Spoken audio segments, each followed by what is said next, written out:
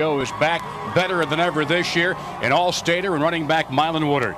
And Mylan Woodard, Tom, he plays both sides of the ball. He's had like 7 interceptions in the 2 years of playoff time, as well as being just a great running back. He needs to break out on a couple what we call quick strike, get-rich-quick plays today. Meanwhile, Reggie Anthony also returns to the title game, and he has been strong defensively and also playing tight end. Well, he's a threat as a receiver because he's a great athlete, and he's very mobile as a linebacker, 77 solo tackles, and he'll need to be helping contain Jared Dahl today. Speaking of which, the do-it-all quarterback. He can run, he can throw. He's not the biggest guy on the field, at least in terms of physical size, but boy, he's big for Prospect. He is, and you know what? He's rushed for almost 1,000 yards, thrown for 2,400, and he is very tough. I watched him last Friday night. He makes things happen, makes something out of nothing quite often.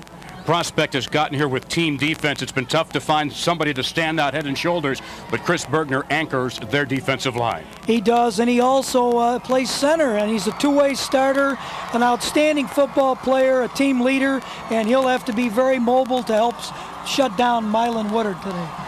So here we are, folks, as it's Edwardsville and Prospect, same time next year. Prospect is out to prove it wasn't a fluke a year ago. Edwardsville is out to even the score and prove that they can pick up their first ever state championship and bring it back down to the Southwestern Conference. And that is a lot on the line for both of these teams. You can talk about this as a different year, and it doesn't mean anything what happened last year. I don't believe it. Well, and you know, when you get here 2 times in a row, you're starting to build a little football dynasty, and both of these programs would love to do that. Let's take a look now at the weather conditions. 23 degrees. That's the good news. Wind out of the northwest, 15 miles an hour, gusting to 25. The wind chill is 10. I'm full of good news in this department, huh? And it's just a tough day to play football. And we've talked about it in every game, Tom, but let's face it, it's going to be a big factor. And for Jared Dahl, as much as he likes to throw the ball, we'll see how Prospect handles that passing game. Let's now meet the 2 teams that will play for the state championship in Class 7A.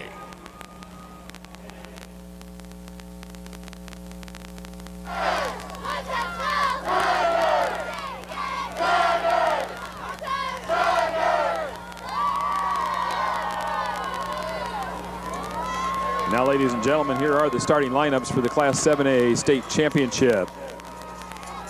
First, from Prospect High School, Coach Brent Perlman. The starting defense at end, number 53, Chris Bergner. At tackle, number 66, Paul Johansson. At tackle, number 51, Brian Powers. At end, number 54, Jim Argentine.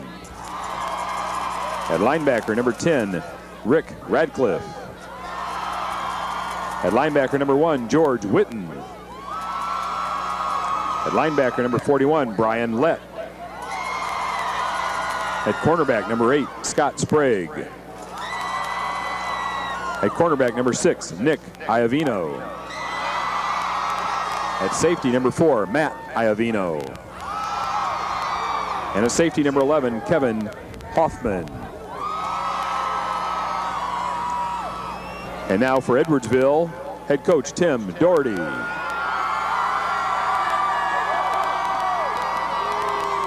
And the starting offense at quarterback, number 10, James McLaughlin. At halfback, number 3, Mylan Woodard.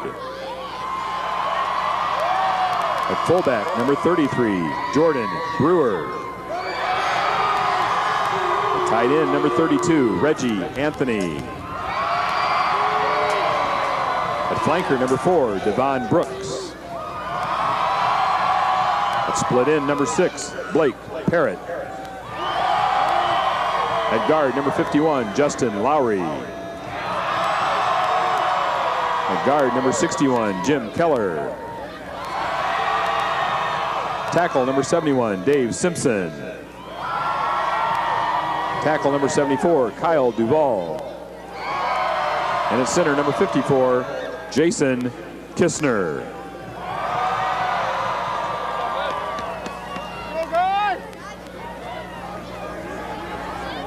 12-1 on the regular season. Let's take a look and see what these two teams need to do, Jim, to come away with the big trophy.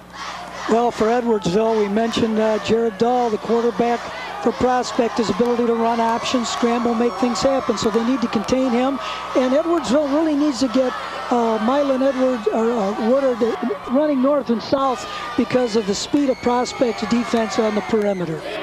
Meanwhile, for the Prospect Knights, you know, they like to run that balance, and it could be tough to stay balanced, I'm sure, in a night like this. And their defensive challenge is not to let quick. And what I mean by that is the broad run, so they really need to have their linebacking core and secondary make good tackles on Mylan Woodard, line of scrimmage, and running and throwing the ball 100 yards in the air, 2,400 on the ground.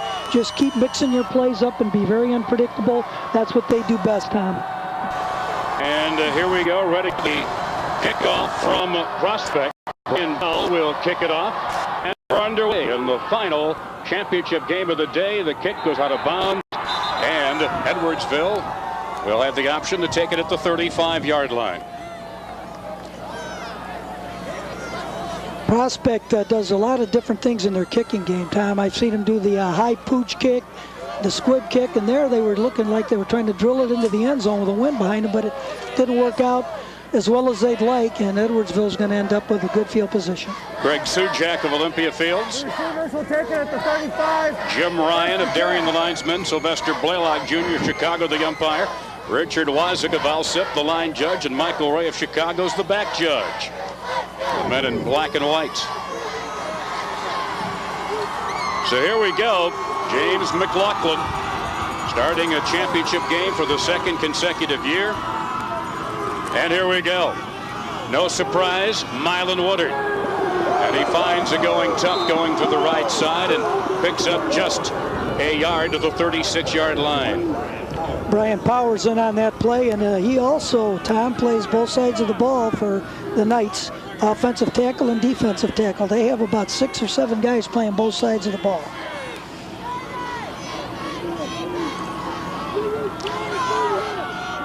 McLaughlin, the 6-foot senior, has thrown for over 1,100 yards this year. Quick hitter to Jordan Brewer, the fullback, 6-foot junior, who's carried the ball for over 800 yards this year, and he runs right into Jim Argentine, the defensive end. And they are trying to run north and south, but initially here, Prospect's defensive front looks real mobile and aggressive. They have great lateral movement. The defense has really come on, according to Coach Brent Perlman. At the beginning of the year, he said they weren't playing together as a unit, but they have really come on strong when it's counted. 3rd down and 7. They go to a single back set. On the option, McLaughlin turns it up and is hit hard. George Witten, the linebacker, was there. Also there to meet him was Jim Argentine. But with a speed option, but the pursuit laterally, and I saw this again last week with Lake Zurich, who runs a great option attack. Prospect, that was good preparation for Prospect here, facing some of the option football they're going to see from the Tigers. So it's 3 downs and a punt for the Tigers as Reggie Anthony gets away and shanks one out of bounds, and Prospect is going to get the ball in Edwardsville territory at the 47-yard line. 8 yards on the punt. There we have the wind at work again, and all the punters and are concerned about that. They get in back there punting and they think about that, and a lot of times when you think about something, it happens. They have a tackle back tandem. They should be giving pretty good protection, but just squibbed it. Not a big edge in terms of the weight for Prospect, but they do have the edge at a little over 225 pounds. Jared Dahl, 1st and 10 from the Edwardsville 46. Brian Gaddis getting the call, and a penalty marker thrown at the end of the play as Gaddis gets to the 42-yard line, about a gain of 5. Brian Gaddis gives him a real nice run threat back there. He's rushed for 1,000 yards this year, and he's a strong back. An illegal push in the back, illegal use of hands from the Prospect offense, and it'll cost him.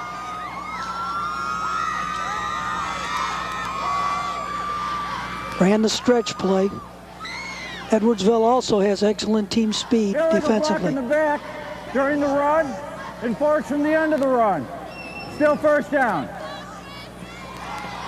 They move the ball to the prospect 48-yard line, where it'll be first down and 16 yards to go.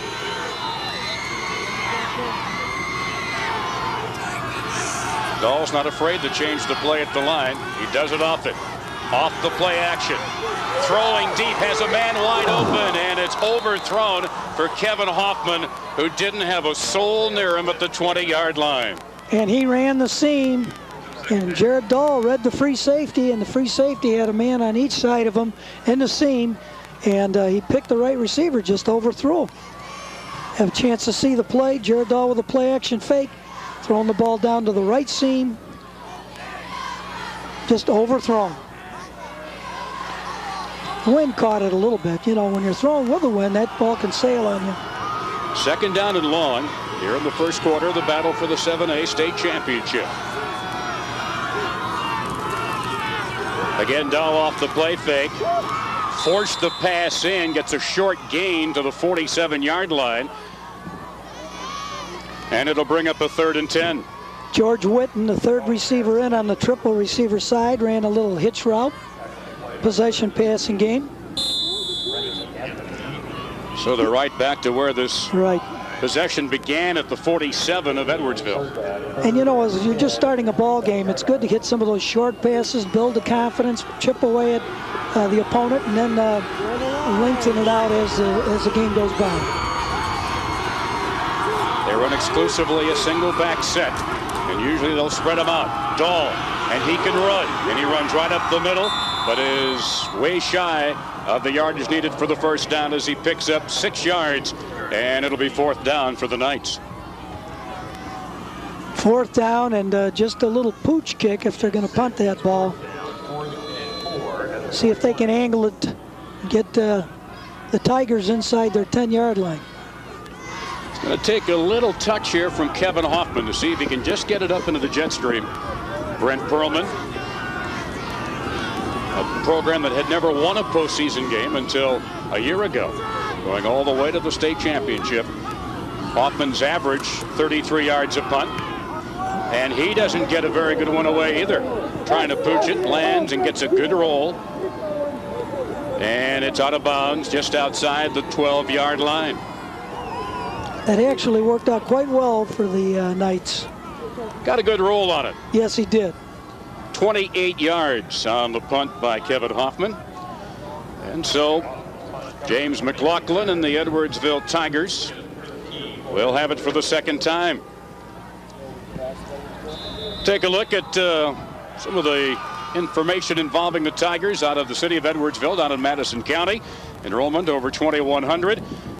Renowned NCAA basketball referee Ed Hightower, the superintendent, and Norm Bonensteel, the principal. Tigers have it deep in their own end. 1st and 10 from the 13. McLaughlin, he is swarmed over. I'm not sure whether that was a busted play or a quarterback draw design, but Paul Johansson, defensive tackle, who made the big hit to force the fumble late against Buffalo Grove in the quarterfinals when they had just a 3-point lead, makes the stop there. A lot of misdirection there. You see a lot more of that in offenses now. Northwestern did quite a bit of it last year, and a lot of teams are picking up on that quarterback reading and pulling and cross-buck action in the backfield. 2nd and 9. McLaughlin with the long count. Mylan Woodard hit hard by Jim Argentine. And Jim Argentine just shed his block and made a great play up there in the front. Have a chance to watch Argentine number 54 here as he comes across, makes a great play defensively, sheds the block, falls in on the play, and Reggie Anthony had all he could handle there, didn't he? The lead back taking on Argentine. Argentina. They've been playing him a little more situationally of late. He's been going back and forth the defensive end position with Dan Ellis. 3rd and long for Edwardsville. McLaughlin keeping, has a seam up to the 19-yard line where he picks up 5, but still well short of the yardage for the first down. Have a chance to watch here as McLaughlin comes out, reverses out. It's a lead option. He's got Reggie Anthony blocking, finds a nice little crease, gets north and south, got some good yardage. Need 2 or 3 of those gainers in a row to get a few first downs for the Tigers. Anthony looking for a better effort this time around, and he does as he drives one low and gets a good roll as it rolls right up to midfield. And that's where Prospect will take it over in good shape. A 31-yard punt for Reggie Anthony. And Prospect in this scoreless ball game will have it for the second time. Let's take a look at the information for the Prospect Knights as they come into this ball game with a record of 12-1 and looking for a second consecutive state championship. You can see they cover a lot of ground in the Chicago Northwest suburbs out of Cook County in the Mid-Suburban East Conference. Dr. Elizabeth Ennis and Dr. Karen Rogers heading up things as the superintendent and the principal.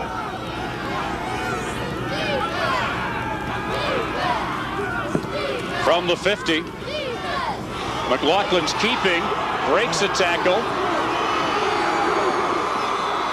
and he is down to the 35-yard line. Correction, that is Jared Dahl keeping, and he gets the first down. Penalty marker down.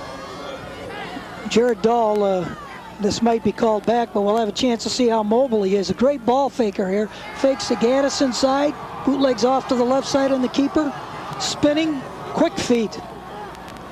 But it's all for naught. It's coming back, and that's a couple penalties that Prospect Knights have, and I know Coach Perlman doesn't like to see that, especially when they have the wind advantage right now, Tom. Holding during the run, enforced from the spot of the foul. Still first down. They move it back to the Prospect 42-yard line where it'll be first down and 18.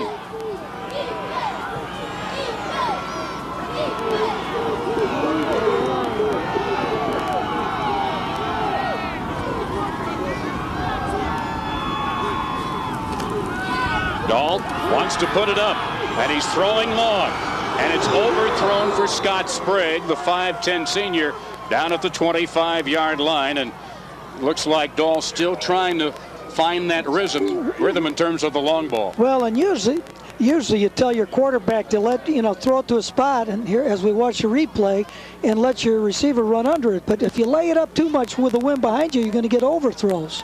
So he may make an adjustment and throw that ball a little lower, more like a medium depth pass. It'll have to be right on the money, but the wind won't have as big of an effect in carrying the ball over the receiver's head. Both times the Knights have gone deep. They've had the receiver wide open. Exactly. But Dahl has overthrown him with the wind to his back. 2nd and 18 with 3 wideouts to the right side as Dahl rolls out. Again, going for the big play and overthrows Kevin Hoffman. Penalty marker is thrown. Hoffman well covered by Brandon Hoover. And let's sort out the yellow marker. Looked like there was some contact right at the end of the play, though. Never know if they're calling pushing off or defensive. Yep, they call it pass interference. And there is no uncatchable ball rule in high school, even though it's overthrown. Everybody talks about that. If you interfere with the receiver, it's going to be a flag. And it's not at the spot of the foul either. It's a 15-yard penalty, or the spot of the foul if it's not quite 15 yards away from the line of scrimmage. Pass interference on the defense. 15 yards from the previous spot. First down. Tigers had excellent coverage on that play. The Prospect ran a curl route with the outside receiver and then to the flat and up outside the curl to the second man in, but it was well covered. So a fresh set of downs for Jared Dahl and the Prospect Knights. He's got triple receivers to the right side. The quick hitter and popping it up the middle is Brian Gaddis, and he gets a first down to the 30-yard line, a 13-yard pickup. He's a weapon back there. 200-pounder, strong back. And with all the throwing they've been doing, they're in trips formation, single back set. You'll see him just give that straight ahead, quick north-south hitter. And Gaddis has good body lean and gets the first down. He had 82 yards in the playoff game against Buffalo Grove to set Prospect's single season rushing mark. 1st and 10 from the 30.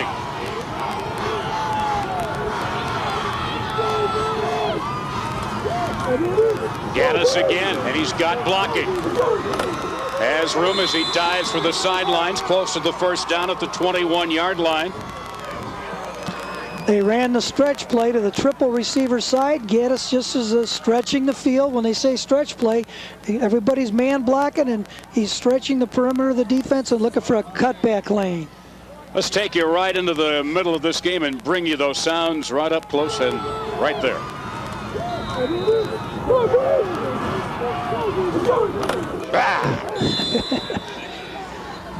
Good body lean. I think we knocked about 50 people out of their lazy boys back home with that one. Came right to the living room. Time to get a turkey sandwich. 2nd and 1 from the 20-yard line. Gaddis close to the first down.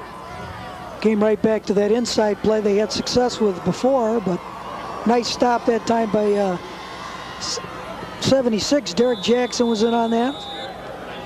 He gets the first down from the 19-yard line, 1st and 10.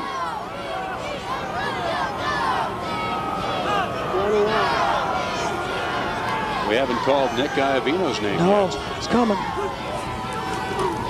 Could it be here? There is Nick Iovino, right on cue.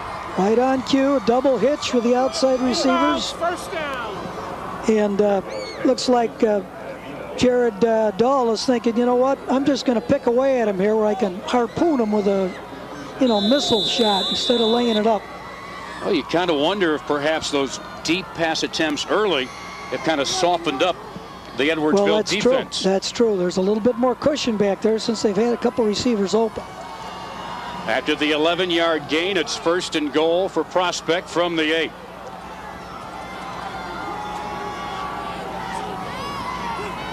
They show blitz. Dahl's keeping. Nice cutback. Touchdown, Prospect. There's that elusive style of running he has. That's not where that play was intended to go. He was going to bounce it outside, and he just saw he's got great vision, which most quarterbacks do have. And when he throws the ball, he needs vision, but when he runs the football, he has it also. And we'll have a chance to see this play on a replay. Here he is coming out for the bounce, but now he's going to see that running lane back to the backside, and great vision. Runners and quarterbacks finding receivers, same kind of a thing. He's almost like another running back in the backfield. But one who can throw for 2,400 yards. Brian Bell will kick the point after, and it is good.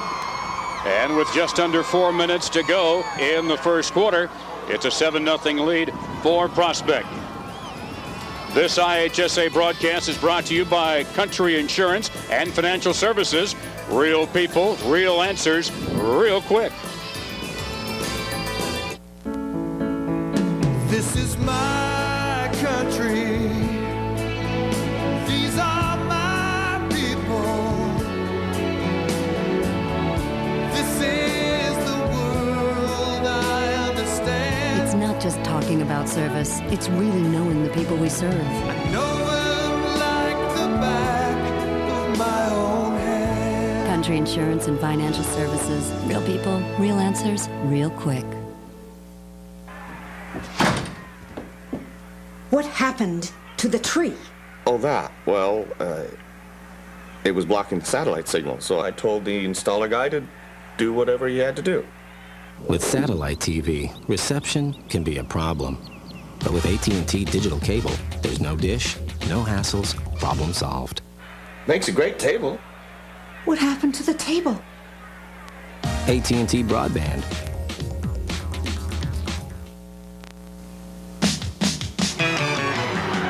Need a truck? Call the red, white, and blue fleet from Elite Truck Rental.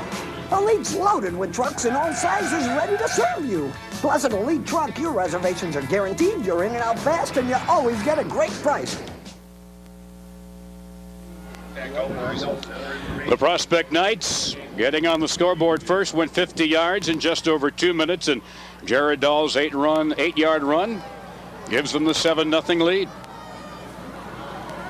Well, they made use of the wind, but not quite the way we thought they would. They hit the short pass and a nice cutback run by Jared Dahl. See if they go deep with the kick again.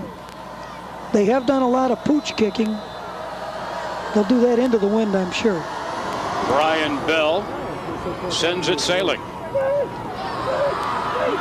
Mylan Woodard, always dangerous every time he touches the football, up to the 29-yard line. A return of 20 yards, and McLaughlin and the Tigers will set up shop 1st and 10.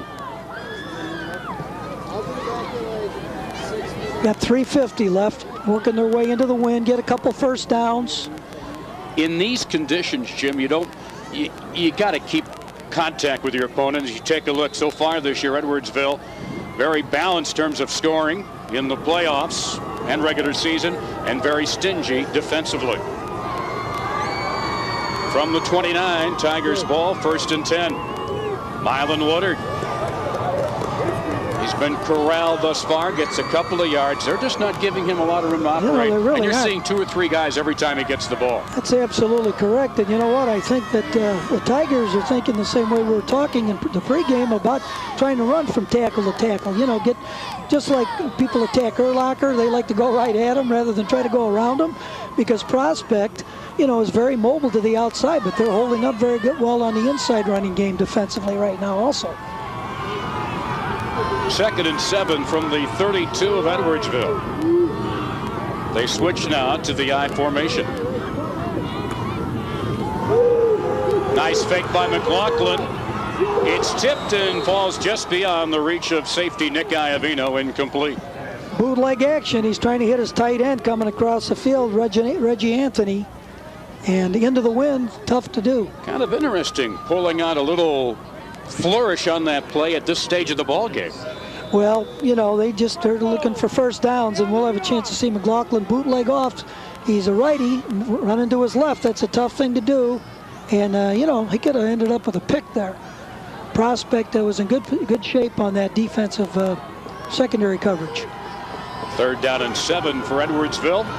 They trail 7-0. We're in the first quarter. The battle for the 7A state championship. McLaughlin hands off to Devon Brooks. He is strung out and doesn't get anything. No gain on the play. Excellent lateral pursuit by Prospect's defense. That's the flanker around, and to make that work, you really have to get the defense moving in the other direction, and Prospect stays at home. There's the end around play, and he's got the ball on the outside arm, which is good technique, so he doesn't get it knocked away on fumbling. 3rd punt of the game for Reggie Anthony, and this one bounces out of bounds, and Prospect will get it at the 40. Well, he's still walking up the sidelines. 45-yard line. 23-yard punt. Let's see exactly the location of these two schools. Prospect, 158 miles from Champaign in the northwest suburbs. Edwardsville in the St. Louis metro area, 161 miles away. Pretty much the same driving distance. They probably had the convertibles tops down in Edwardsville today, though, right? It's warmer down there? Yeah. Got the suntan lotion working. Those Hawaiian shirts on, huh? Jared Dahl hands it off. Warren Gaddis to the sidelines. He's got a chance to go all the way. And saving the tackle from behind to make that stop was Joe Broom. Otherwise, he was headed for the end zone. He certainly was, and they had a nice misdirection play off of that. We'll have a chance to watch here as we'll get some linemen pulling off to the outside here. And that's who's leading up to the hole. And also number 1 is George Witten. As Gaddis looks, he always breaks a tackle. He's 200 pounds. He's got high knee action, lively legs. He's a load to tackle. Gaddis scored 3 touchdowns to seal their first-round win over Glenbard West. So Jim Covert's seen him too much up close and personal. Gaddis fighting, broke a tackle, gets to the 5-yard line. where it'll be 2nd and goal. You had mentioned about Prospect's ability to score points, too. In that Glenbard West game, it was 21-14 with 7 minutes left in the game. Yeah. And all of a sudden, things fell apart. And Jared Dahl was one of the people who made something out of nothing in that game also. Excellent running. There you see Prospect not scoring as much in postseason, but defensively, stingy, stingy, stingy. They've lived with their defense all season long. 2nd and goal from the 5. Gaddis hit immediately and brought down by Justin Lowry, the nose guard. That's interesting because 55 pulled on that play. Ryan Perry pulled to the left. It looked like it was going to be a counter play. And but Gaddis, was supposed, I thought, get the ball by the way the blocking was structured. Take a look at defensive end Joe Broom, who helped give Edwardsville some hope because he was able to haul Gaddis down from behind to keep them from scoring. 3rd and goal now as they lost 3. It's at the 8. Dahl. Scramble. He's got room. Touchdown. You know, if you're playing in the secondary for Edwardsville, you're covering people all over the field, but you can't release off your receivers. So the linebacking core for the Tigers have got to really contain Jared Dahl. And once again, he's made something happen, and that's not what was intended to happen. That's an ad-lib play. Brent Perlman says, I think people are missing the boat on this kid. I think he's talking about college recruiters. They look at his size. Yep, I agree. I know the Northern Illinois showed some interest, but I think they just got a commitment from Casey Ulrich from Wheat North, who's an excellent quarterback. And, you usually don't recruit more than one quarterback. Watch it again, and just watch the vision that Jared Dahl has to see that open lane in space and just make a dash for it. That's exactly right. He's going to drop back here. It's intended to be a pass, a play action. Oh, no, that's a different look. That was Gaddis. Yep, now. That's the big one to get. Now here it is. Here it is. Look at him.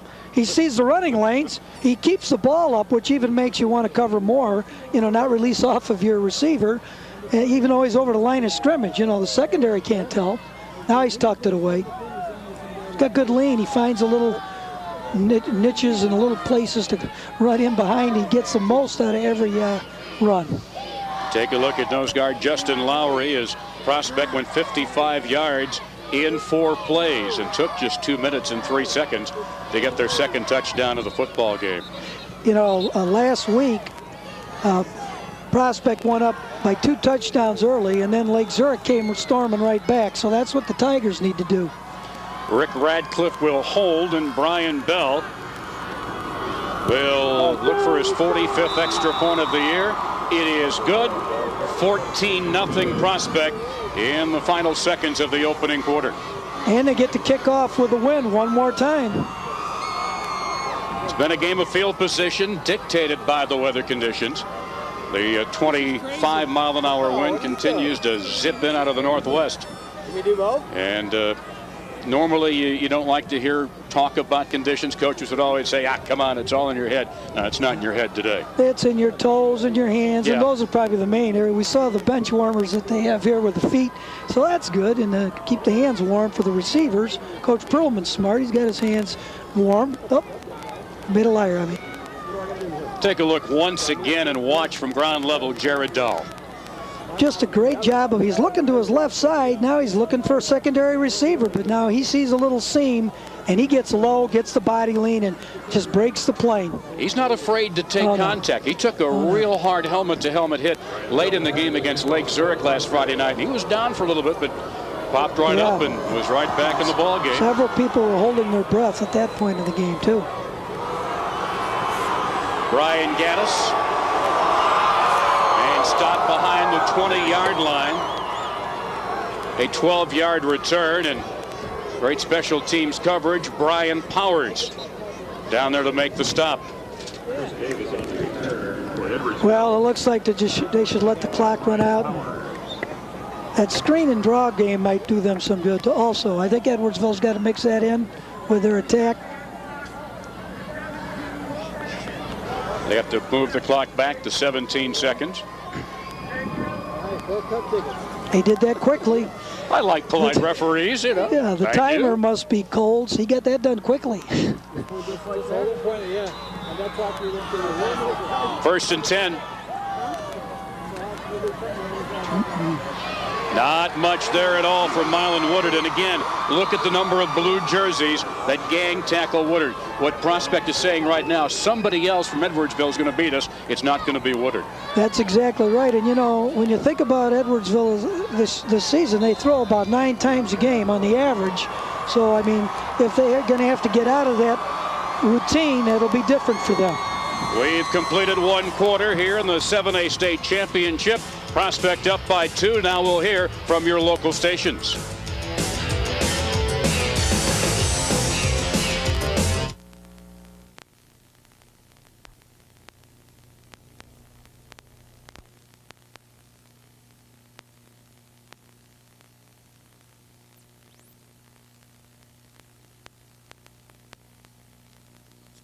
Broadcast in Chicago is not on NBC. It's not on CBS. It's not on ABC. The best world news broadcast in Chicago is on Channel 20.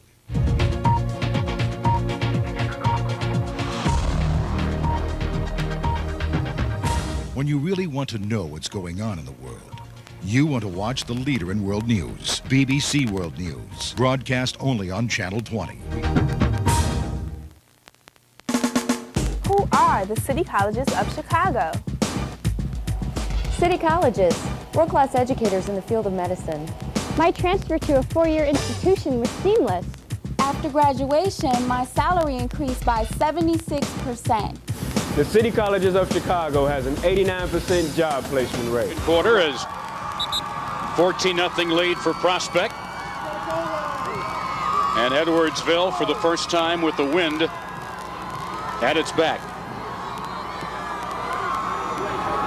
It's 2nd down 11 from the 18.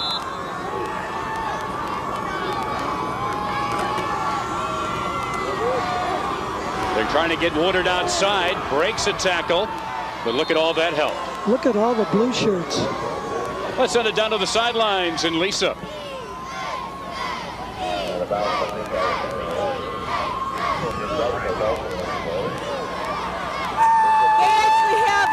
For more written on their stomachs, and Amy's going to tell me what would possess you in weather like this to do the paint job. They work so hard. We are dedicated fans to come out. They've been out here every day. Every game they've been out here in the freezing cold. They're really dedicated, and this group right here has been at every game.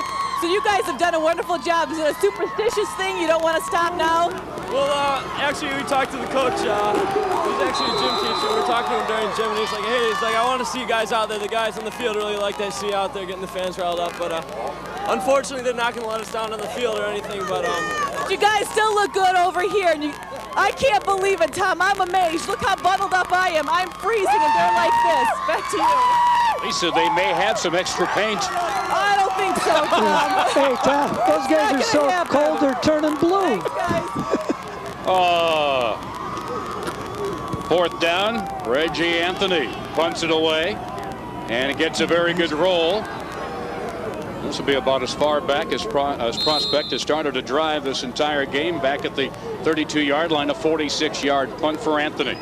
And right now, Edwardsville's really been bottled up. As we take a look, they're in the playoffs for the 13th time and for the 8th consecutive year. Their all-time playoff mark, 13-12, and of course the 2nd place finish to Prospect just 1 year ago. And that was a great game, 19-14, and we enjoyed that broadcast. And right now, Edwardsville needs to tighten up the defense and get that football back, because Prospect's been very efficient on offense. And Prospect has the ability to string together one of those 12, 13 play drives and really eat up the clock. Keeping his doll. Spun down to the ground by Joe Broom, the defensive left end. Prospect pulls 2 linemen on that play, and, you know, they give it to Gaddis, but they'll also pull the ball from Gaddis and have Jared Dahl keep the ball. You know, when you rush for 1,000 yards as a quarterback, you know, because you get sacked quite often, and that comes off your yardage. 2nd and 7.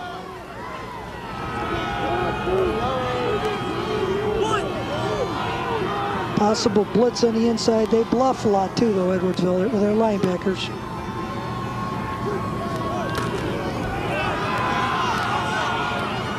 Right on the money to Nick Iavino, who makes his 61st reception of the year. He ran that hitch route, and I'll tell you, that was really nice coverage, very tight coverage by number 25, Brandon Hoover out there. We'll see it up at the top of the screen here as Iavino runs that hitch. About 7, 8 yards, good coverage. That's the way it's supposed to be done. Good timing on the play. Iavino in the playoffs this year, 5 touchdown receptions and 2 interceptions on defense, including a big one against Lake Zurich. 3rd down and 1. Gaddis has the first down, keeps on going, and gets close to midfield. He got some really nice blocking by his offensive tackle, Brian Powers, on that play. At the midfield marker, a gain of 8 yards for Brian Gaddis, who keeps adding to his single-season school rushing record. They have quite a bit to be excited about right now. They like what they're seeing. And they're a very balanced team, run and throw. They keep you guessing.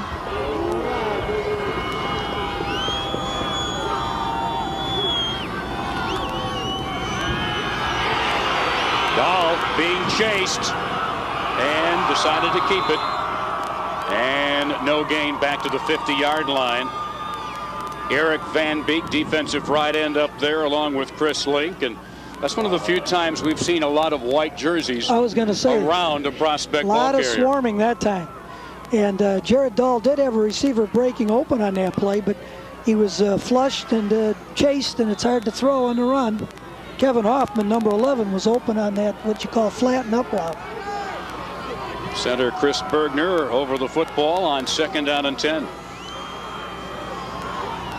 That's George Witten, the wingback, to the left side. As they've got 3 wideouts and the wingman. Dahl keeping, tripped up from behind to the 46-yard line after a pickup of 4 and bringing up a 3rd down.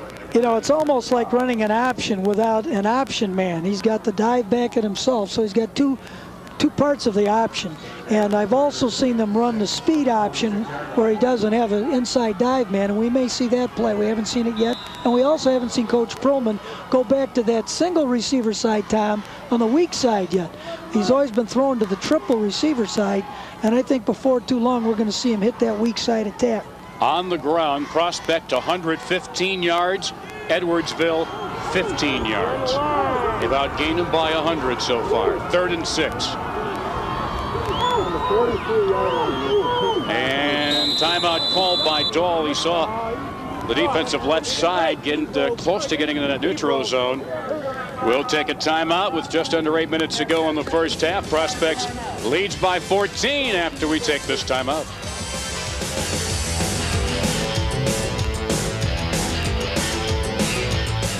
Are you going to make that call? When you call Country Insurance and Financial Services, the unexpected will happen. Hello, thank you for calling Country. Hello? Who's me? You'll actually talk to a real I didn't person. think you'd answer as quickly. Country Insurance and Financial Services. Real people, real answers, real quick. This is my country. Bradco Supply and Owens Corning are proud sponsors of this year's IHSA football finals. Bradco salutes all the teams and players and reminds everyone to have a safe and happy holiday season. Chicagoland, be sure and catch Tim Maher, the Big Guys Apple Chevrolet Prep Report, Tuesday nights at 9 p.m. on WJYS TV 62 Chicago. Brent Perlman, in his 5th season at the helm. Correction, 4th season. Looking for his 36th career victory. 3rd and 6 from the Edwardsville 46.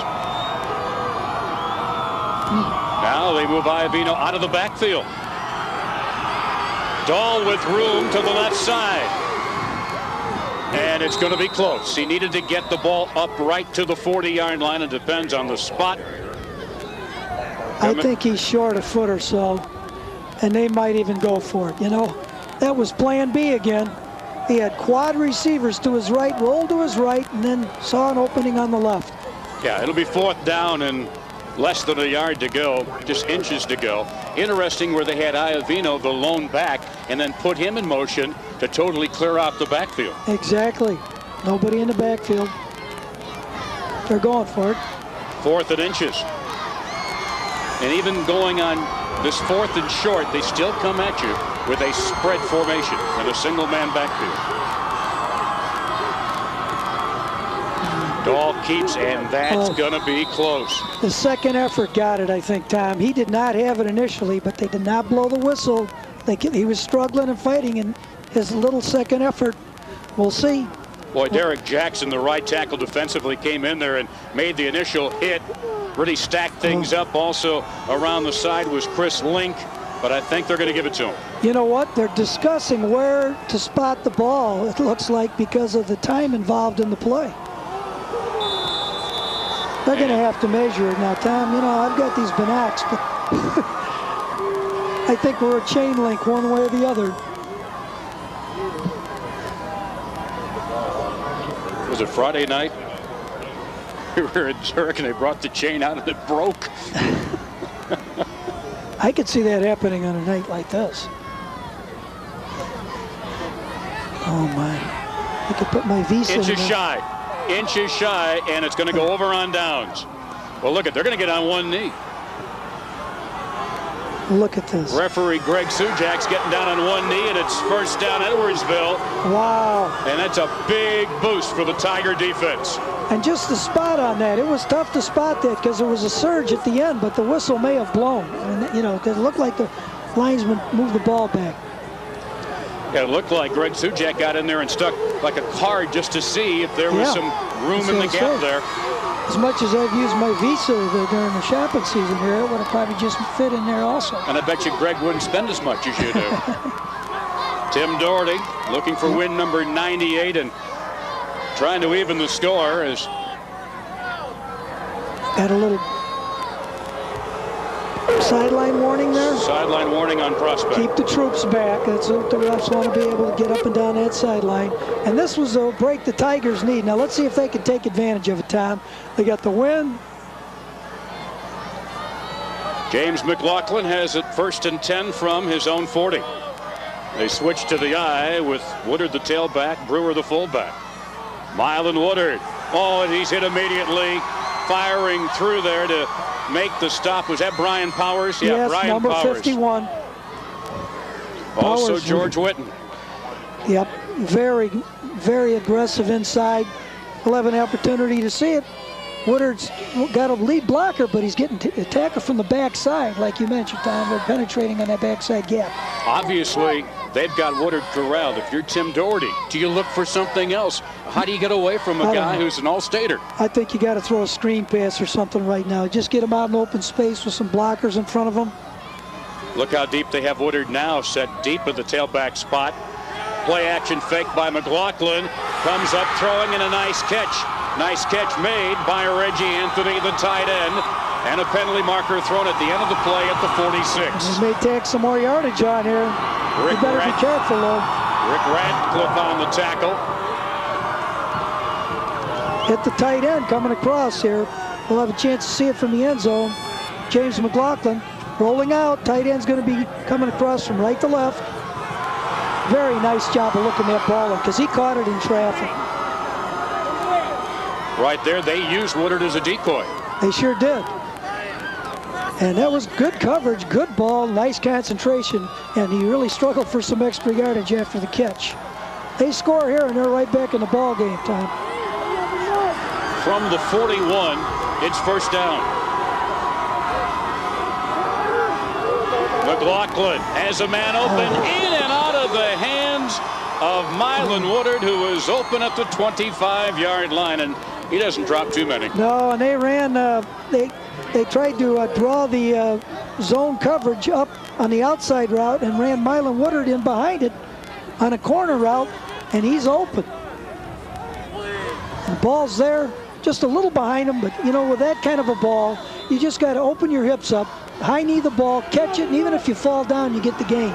See, so many of your great athletes want to catch it and run for the touchdown right away. You know, and that looks like that happened to him. He wanted to run with the ball before he put it away. 2nd and 10 from the Prospect 41-yard line.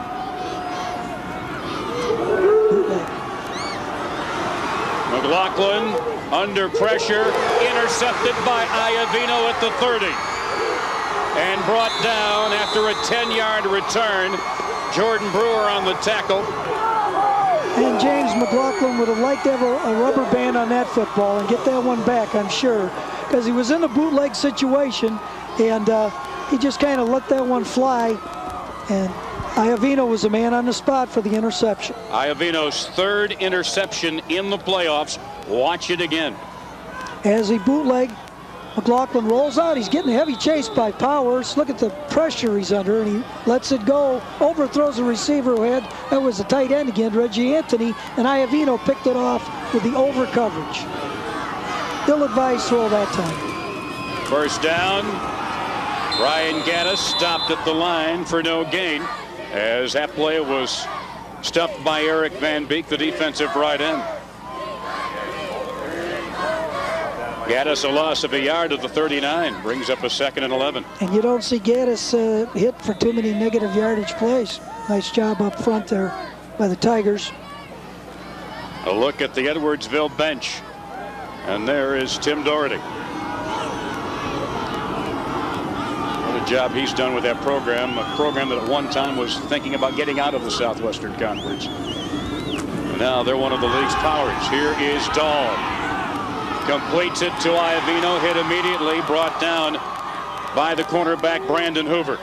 And actually, he didn't gain a yard on that play because he's so well coached. He knows when he runs his route, he just keeps coming back to the ball. And it took longer on that play. That's supposed to be more of a time pass, and that's why it went for no gain, 1 yard gain. Prospect, its 6th appearance, 3rd consecutive appearance, a 9-4 overtime overall record in the playoffs, and the defending Class A 7A state championships. In fact, right now the only 7A state champions. That's they exactly just right. Started the class last year. 7A and 8A were added a year ago. Defending a title, that's something really special. You don't see it very often. And Jared Dahl doesn't like what he sees, and he wants a timeout. We have a charge timeout. Prospect, that is their 3rd and final timeout. Well, you might as well use them when you need them. You know, people talk about saving them, but if he didn't like what he saw, and you know, one thing the Tigers do, they jump in those gaps a lot. And there's Joe Patrica. In fact, the defensive coordinator was a head coach at Palatine for years. Great head coach at Palatine. And he's brought a wealth of experience to that young staff. And that's been a foundation of Prospect success. We take a look at some of the previous action from yesterday. The overtime win for Aledo over Carthage, a come-from-behind victory. Then South Beloit blew it open late against El Paso in 1A. In 4A, Driscoll of Addison, a shutout win over Mount Carmel of Illinois. And in Class 3A, Immaculate Conception of Elmhurst, their first ever state championship, came from behind to beat DuQuoin. And then earlier today, Mount Carmel of Chicago shut out Bloomington. Providence Catholic shut out Pontiac, and Lockport crowned the 8A champion. This is the last one of the big football weekend. 3rd and 9 from the 42 for Prospect.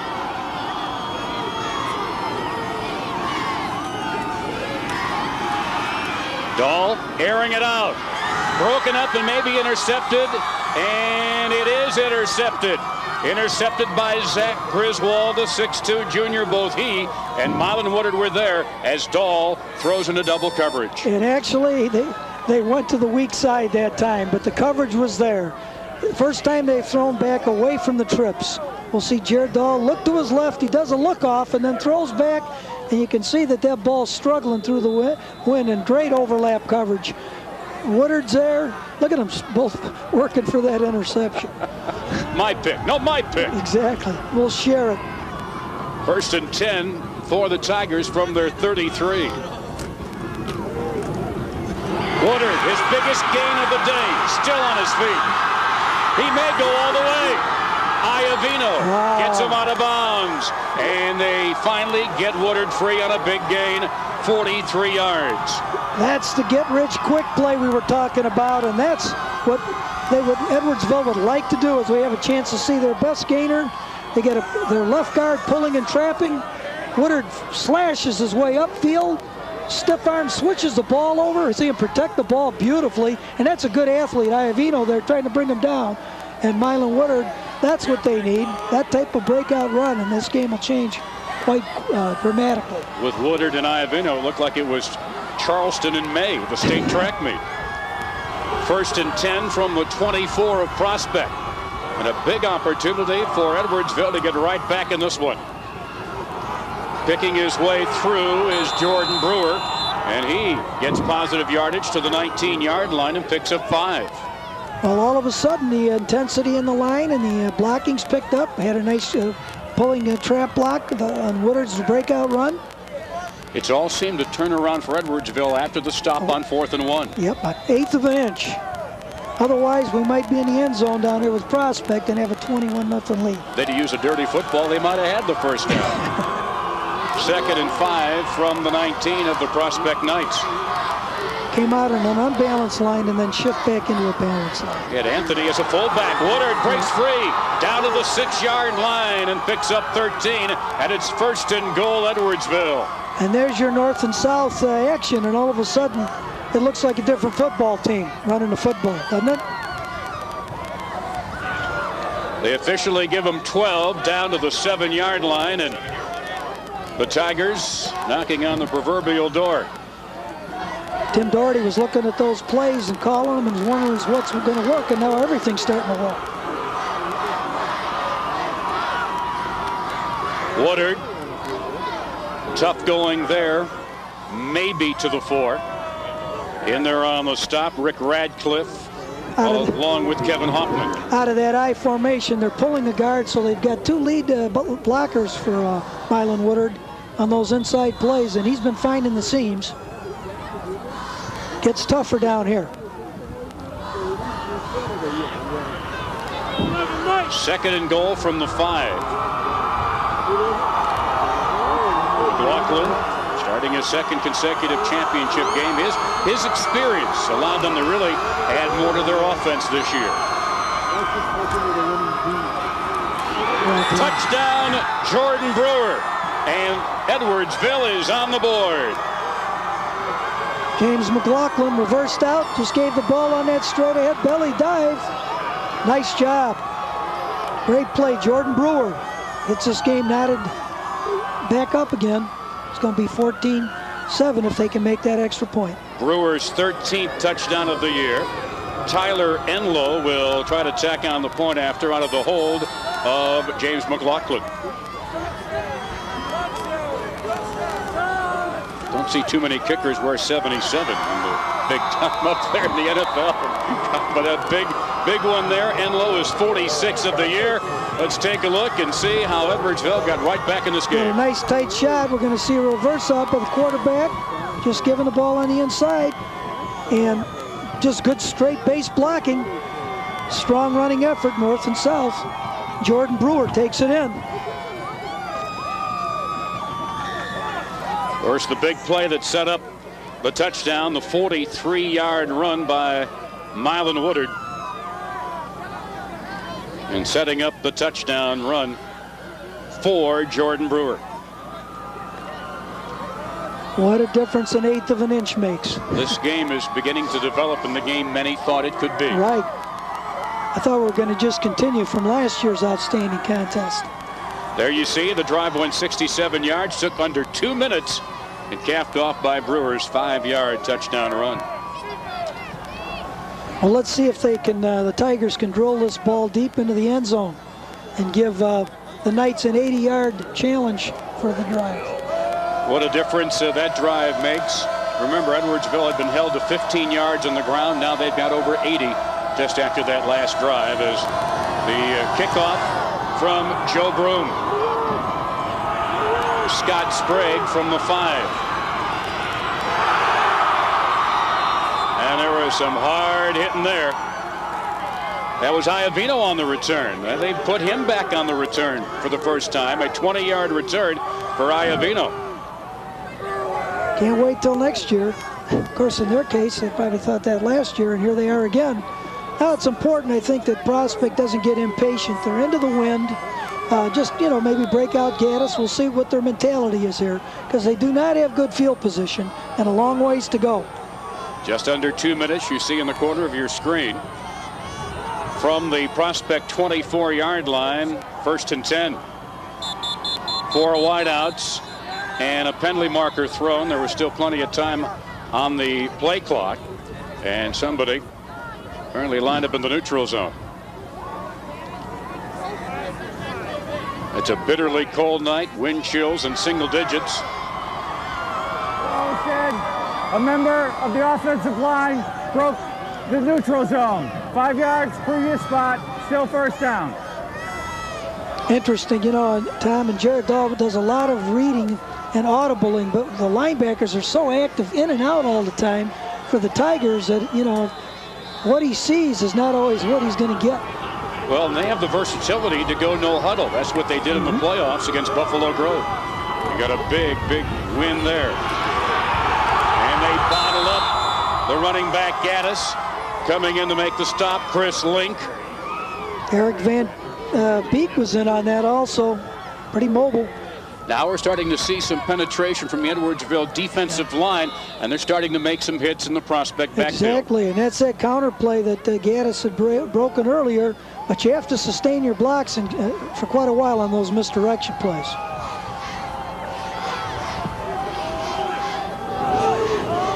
From the 18-yard line, it's 2nd down and 16 after a loss of a yard. Gaddis powers to the 24-yard line and picks up 6 and sets up a 3rd and long. And Coach Perlman's aware of the clock and the situation and the wind, and he's, you know, we're going to get a timeout here.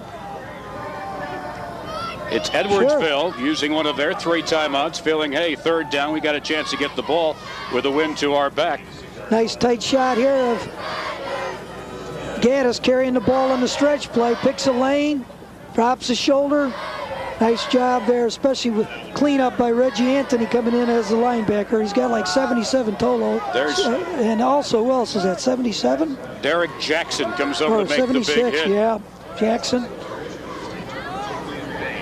Jackson's quite mobile, you know. He's 260 pounds. This looks like a different Edwardsville team from the first quarter.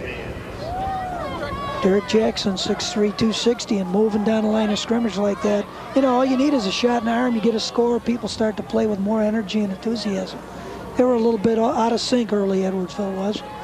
Our cheerleaders keeping them warm, just moving around. Brent Perlman done a remarkable job turning around a team that was never considered a football power. Exactly. But boy, they've got it going now. Great fan support.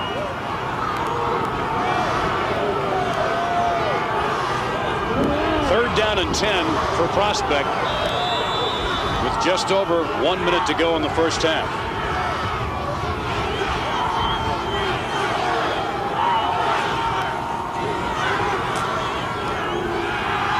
Dahl looking to throw, throwing it deep, and it is dropped. It is dropped. Zach Griswold had it. He had 2 fumble recoveries in the semifinal win over Stagg, and he should have had that interception.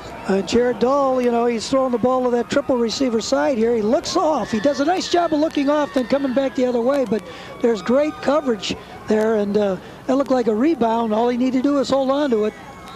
They're still going to get the football, but not with quite as good a field position unless they go for a block here. So Kevin Hoffman will come in to punt. And Edwardsville doesn't even drop anybody deep. They're going to just let the wind do its thing. They went for the block, just missed it. They're still going to get great field position as it got an Edwardsville bounce, and it's downed by Jim Argentine at the Prospect 45-yard line. Just a 20-yard punt. Well, they were going for it, pulling out all the stoppers, and like you said, let the wind knock the ball down. They almost had a block on the inside.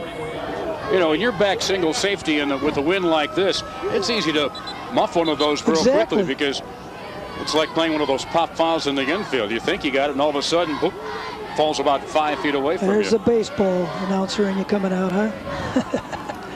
This reminds me of a summer day in Calgary. I think that's a tiger. There's a proud mom and dad somewhere. That's my boy. That's it. That's my boy.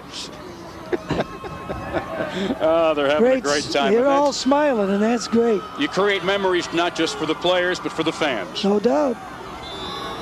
Out in the I formation, twin receivers to the left hand. From the prospect 44, they send Brooks in motion. McLaughlin throwing, and this one's picked off at the 15-yard line, picked off by Kevin Hoffman. And Reggie Anthony brings him down, and a penalty marker thrown on the tackle inside the 30-yard line as Kevin Hoffman, the 6-foot junior, comes up with an interception. Well, Devin Brooks was in motion, and they went with, here comes Brooks across the formation, and he's going to run an up route on the outside, but the ball's a little underthrown, even though it's with the wind. He had 2 or 3 steps on Hoffman. Of course, Hoffman released to the ball. Boy, Hoffman and an illegal block in the back above the waist. 10 yards from the end of the run. First down, prospect. Hoffman with the interception, but you also saw Matt Iavino, the safety, closing and strong to provide double coverage. Right. You see the figures on turnovers. Second interception for prospect. And the prospect Knights have it with under a minute to go at their own 18-yard line.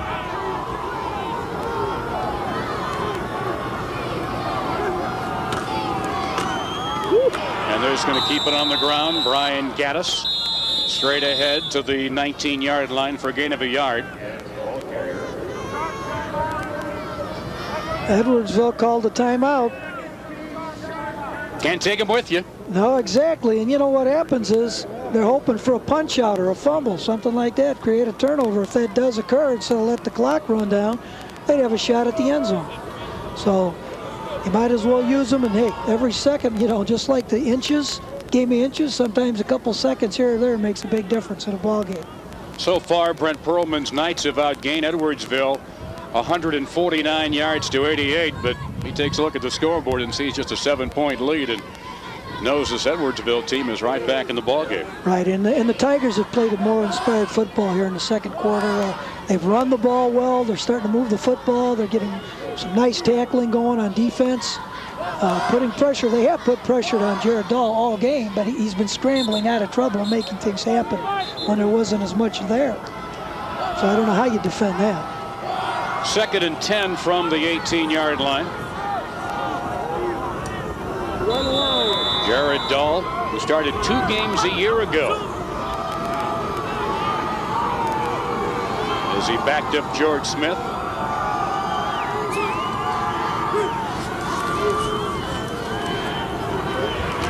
Dahl is keeping and tripped up by Joe Broom, who played off his block well and was able to get a piece of Dahl to knock him down. I think this will be the 3rd and final timeout. Charge timeout, Edwardsville. That's their last team charge timeout. All those people who are waiting to go for hot chocolate aren't real happy right now, but if something exciting happens, they'll change their mind. Yeah. How'd you like to have the hot chocolate concession here at the stadium today, huh? It'd be a good one. We've got some hard-working guys who are bringing you some great pictures, and it's like suddenly they were stationed in Iceland. And you know, Tom, they go 4 games. You know, they're not going 1 or 2 games. They're out there the whole day, yesterday and today. It's at this point where they are questioning that decision when they said, yes, I think I'll go for an exciting career in broadcast television. They could have worked in Florida. That's for wimps. All right. This is Illinois football weather. No domes. I think this will be our last play. Take a knee, and that'll wrap it up. Yeah. Dahl go down to a knee for the final play of the first half. Although Edwardsville does have a timeout left, but I think that's all. Yeah, they're not going to use it. That's going to be it. The clock's running down. Interesting half, Tom. It was an extremely interesting half. A tale of two quarters, frankly, for both of these teams. A 1-touchdown lead for the Prospect Knights. Edwardsville getting itself right back in the ball game, keyed by the one big run that Milan Woodard's been able to get in the game. Let's go down to the sidelines and Lisa Prodi. Coach Perlman, your team has been effective both offensively as well as defensively, but that last 3 minutes, Edwardsville made a comeback. Right. I think we came out very strong offensively, playing very well defensively, but we got to maintain that. We can't take any part of any quarter off. What are you going to tell your players then for the second half? It's a fresh half. We got to come out and just play a good half of football and let the chips fall as they may. Thanks, Coach. See, Coach said the same thing. His lips are freezing. Players having a difficult time out here, but both teams doing a fantastic job. Tom, back to you. As you are as well down there on those cold sidelines. Lisa, we're at halftime of the 7A state championship. Prospect leads by 7, as now we'll take a timeout to hear from your local stations.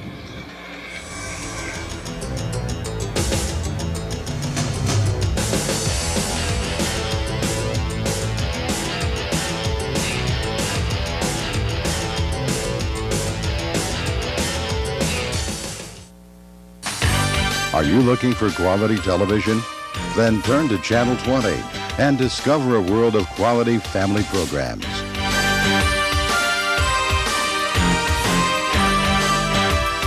You'll find educational and children's programming,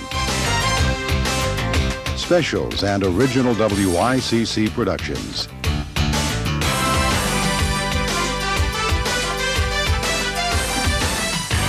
If you enjoy innovative television, contribute $35 and receive 1 year of our monthly program guide.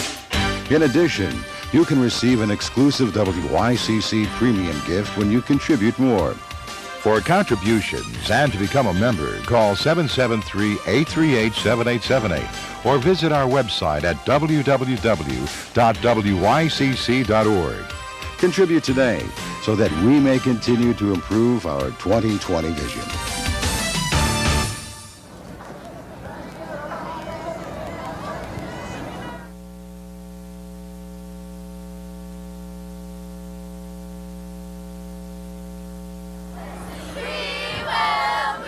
Welcome back to Memorial Stadium on the campus of the University of Illinois. We are at the half right now.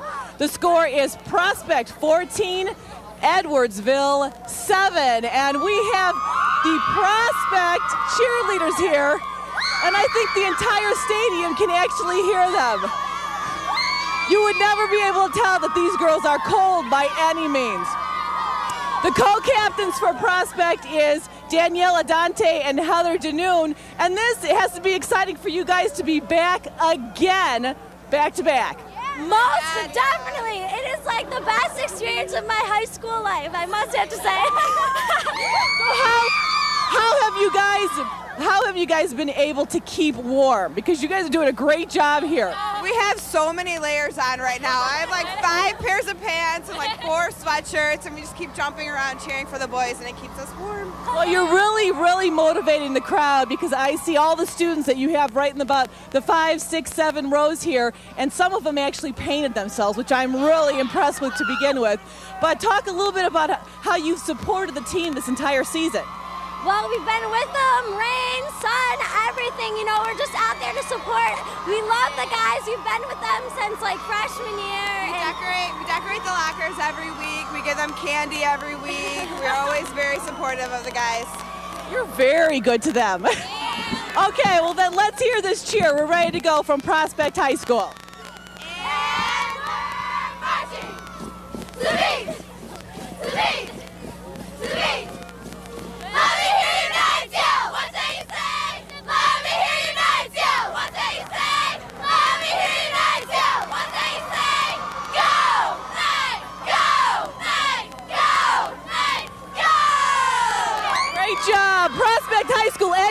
to go because they're performing at the halftime. So ladies, take off because the IHSA is waiting for you on the field. I guess you're doing halftime. Did you know that? Okay, take off over there because they're waiting for you. Prospect High School having a lot to celebrate right now at the half, 14-7. I also have Edwardsville, and they look just as excited as Prospect cheerleaders do. Edwardsville Tigers, okay girls, you're only down by 7, so you still have a lot to cheer. You have the second half coming up. Talk a little bit about how supportive you've been throughout this year, because you guys look fantastic. Thank you. Every game we're at, we cheer just as hard, so we know we're going to do great. All right, now what is so different this year compared to last year? Because last year Edwardsville was here. I know you lost 19-14, but this is a little different now. The score, you might as well say, is only down by 7. Well, we know what we're getting ourselves into this time, and we came really prepared, and we want it more. You do want it more. You guys look fantastic. Give us a cheer. We want to make history tonight. This would be your first state title in the history at Edwardsville. All right, girls. I know, I can tell you are. Take it away. Evo School, what time is it? Time to get low, time to represent. Evo, you know.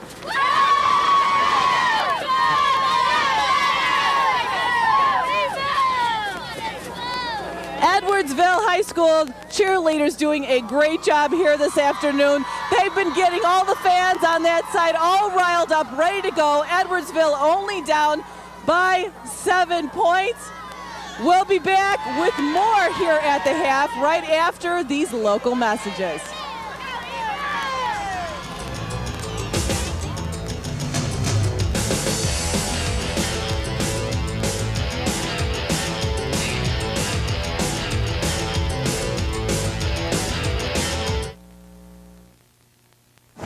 What is Europe?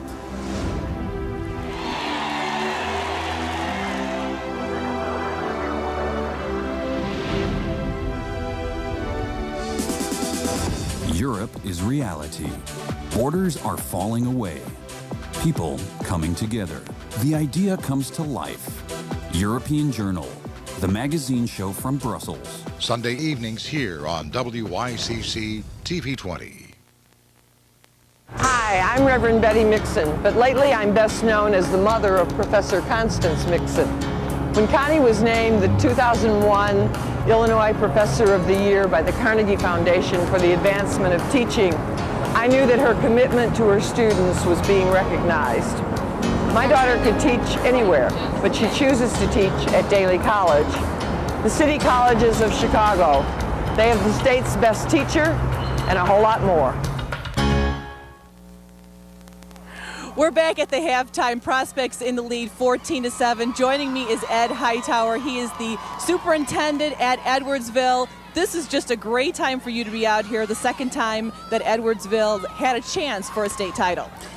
It's a real pleasure for both teams to be here. These young men are landing on the line, playing hard, and just a great high school football game.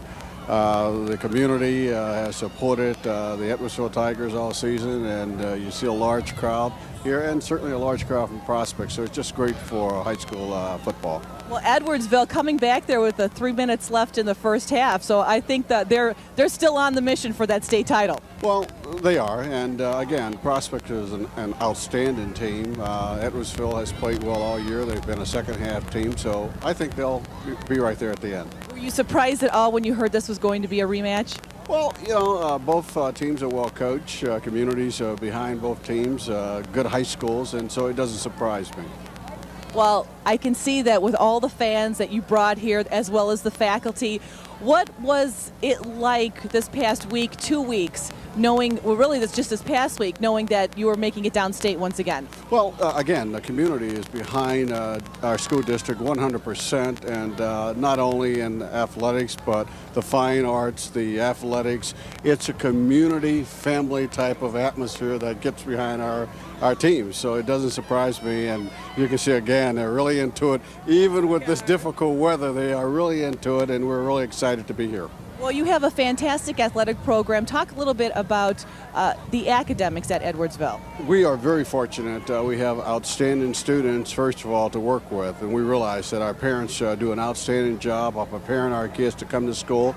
If you look at our ISET test scores assessment, they do quite well. We have a lot of kids going on to college and doing wonderful things. So it is a community that gets behind academics, believe in academics. And then I want to say about the fine arts. We are very, very fortunate to have outstanding fine arts. So, you know, when you have that type of support from parents, a good school district, communities behind the school district, you're going to have a successful program, and we have that in Edwardsville, and we're very pleased. That's wonderful. And you really are a busy man, because not only are you the superintendent, but you're also one of the main officials with the Big Ten and the NCAA. Well, thank you. Again, I've been very fortunate to have represented the NCAA. I worked 9 Final Fours, but it's something that I enjoy doing, working with young people during the day, seeing some of the greatest athletes in the world during the college basketball season, so I'm very, very fortunate. What would this actually mean to Edwardsville for 2002 to become the state champions in the Class 7A? Well, what it means to any school district that becomes the state champs, Prospects last year, it just brings the community even closer together. It causes people to unite and say that we accomplished the goal, making sure that we put quality athletes who are strong academia students as well out there on the field. So it would just bring the community closer together. Thank you so much. Ed Hightower, Superintendent at Edwardsville. Very nice to talk to you. We have more action coming up here still at the half when we return after these local messages. We'll be right back.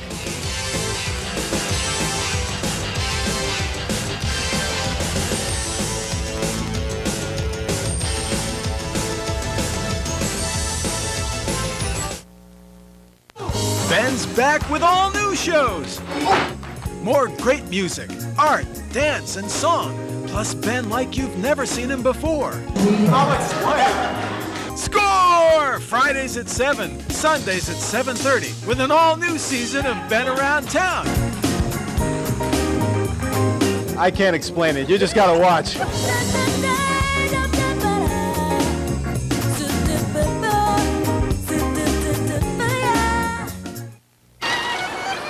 Good job.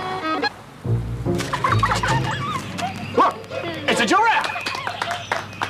I don't see it.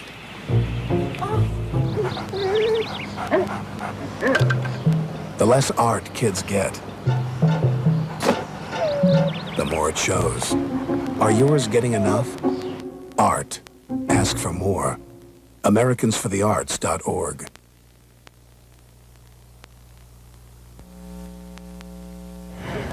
Welcome back to Memorial Stadium. A half of football to go as Prospect leads Edwardsville by a touchdown in the battle for the 7A state championship.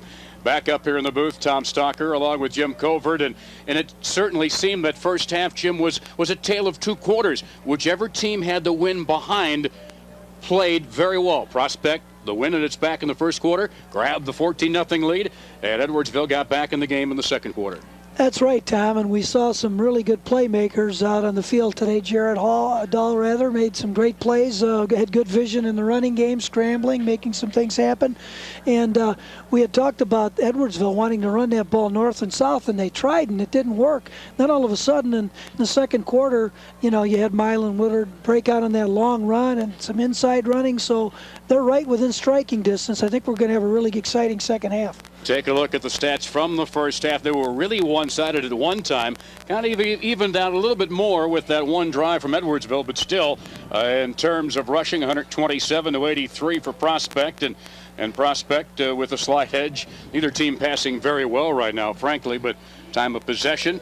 Penalties is one thing Brent Perlman's not going to be very happy about. 5 penalties for 92 yards. Yeah, that makes a difference. And, you know, Edwardsville, you know, through the 2 interceptions, that really hurt them. It's 1 for 5 in the air, and, you know, they're going to have to catch a few important passes. They had a great catch by the tight end, Reggie Anthony, coming across the middle. 4 for 8. I mean, Jared Dahl, 8 throws is all. You know, that's rare for him because they throw for 2,400 yards. And again, you saw for Prospect, they pride themselves on being very balanced offensively, but with the conditions, kept it on the ground more than with 22 rushing attempts and 8 passing attempts. Take a look at highlights from the first half. In the first quarter, it was all Prospect, their third possession. What a great fake here, and a little ad-lib from Jared Dahl. That's right, an ad-lib, and those are kinds of things that are very difficult to defend. Edwardsville overplayed the outside, did a great job, but Jared Dahl had the peripheral vision on the inside. Leading 7-0, Dahl this time again is back and finds everybody covered, tucks the ball, and finds the end zone. Found that little crease and 8-yard run, but 7 points, you know, and once again, the ball you don't throw is very important. Now, here's the motion play. I think, is this where we're going to get the interception? Here is the play action fake by McLaughlin. Yep, he's going deep on the fade, and we have good overlap coverage here, and we're going to see Hoffman, right, pick it off. He had good position. Actually, the receiver had a step on him, but he had to lay it out for him more, and Hoffman makes a big pick. One of 2 interceptions in the first half for Prospect. Iovino had the other. You see the other one right here as Iovino. This one, though, coming right back. And Edwardsville gets a pick of their own as Jared Dahl throws in a double coverage. Yes, and Jared Dahl does a nice job of looking off, but this time he went back to a single receiver side and a nice overlap coverage here by both those defenders. And they're going to split that interception in half when they meet at their 10th reunion. After the 43-yard run by Woodard, here is the big touchdown running right up the middle and into the gut. The run there by Jordan Brewer. And that got him right back in the game. And that's what they need to do more of in the second half. That Woodard set up with a long breakaway run and just to complete a couple passes to the tight end Reggie Anthony, I think will be really a good ploy to use. Let's send it down to Lisa. She has got Edwardsville's coach, Tim Doherty. Coach, slow first half, but that last 3 minutes, it seems like we saw a different Edwardsville team. Well, we did. I think it was attributed partly in that first quarter. The wind was in our face, and offensively, we just didn't get anything going. And then Prospect was playing a little bit harder. Hopefully the pendulum swung back in our favor, and we can pick up where we left off. So, what did you tell the players though in the locker room? They won the first quarter. We won the second. We got to go out and got 24 minutes left here, and it's their ball game. So, thanks, Coach. Okay, thank you. Back to you, Tom.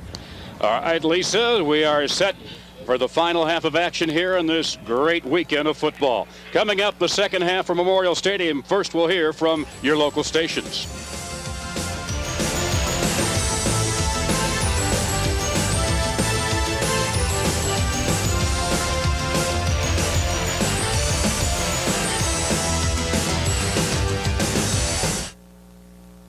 Hello, I'm Wayne Watson, Chancellor of the City Colleges of Chicago. At the City Colleges, we are committed to providing a high-quality education to those who want to improve their lives and their futures. Take it from one of our graduates. Hi, I'm Ray Vasquez, Commissioner for the Chicago Department of Human Services. And I am just probably like many other young people who were thinking about what am I going to do after high school and what Truman College did for me was really set the direction for how I was going to proceed with my future in terms of not only finishing my associate's degree, but then going on for my undergrad and postgrad degrees. We have more than 212 programs, everything from child development, physician's assistant, welding, nursing, liberal arts, GED, or English as a second language. Call us at the 773 college number. Your path to progress is at the City Colleges of Chicago.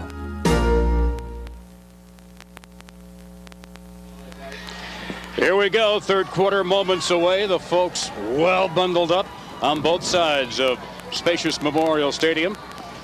A cold, cold evening, but right now both teams caught up in playoff state championship fever. No one's leaving early, and I think we're going to see this one go right down to the wire. This first possession for both teams is very important time. Coaches often talk about that initial third quarter effort is making the difference in the whole outcome of a football game. You know, you always hear coaches talk about it, but the reason why you do it, it's amazing.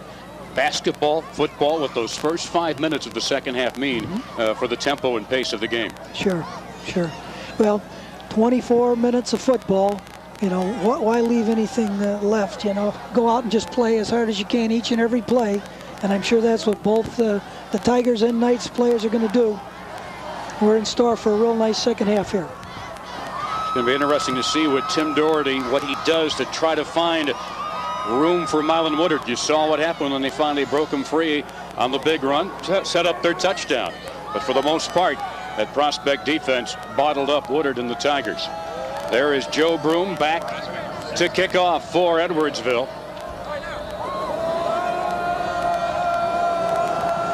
And the third quarter is underway. That's Iavino having trouble with it, and he is spun down at the 6-yard line.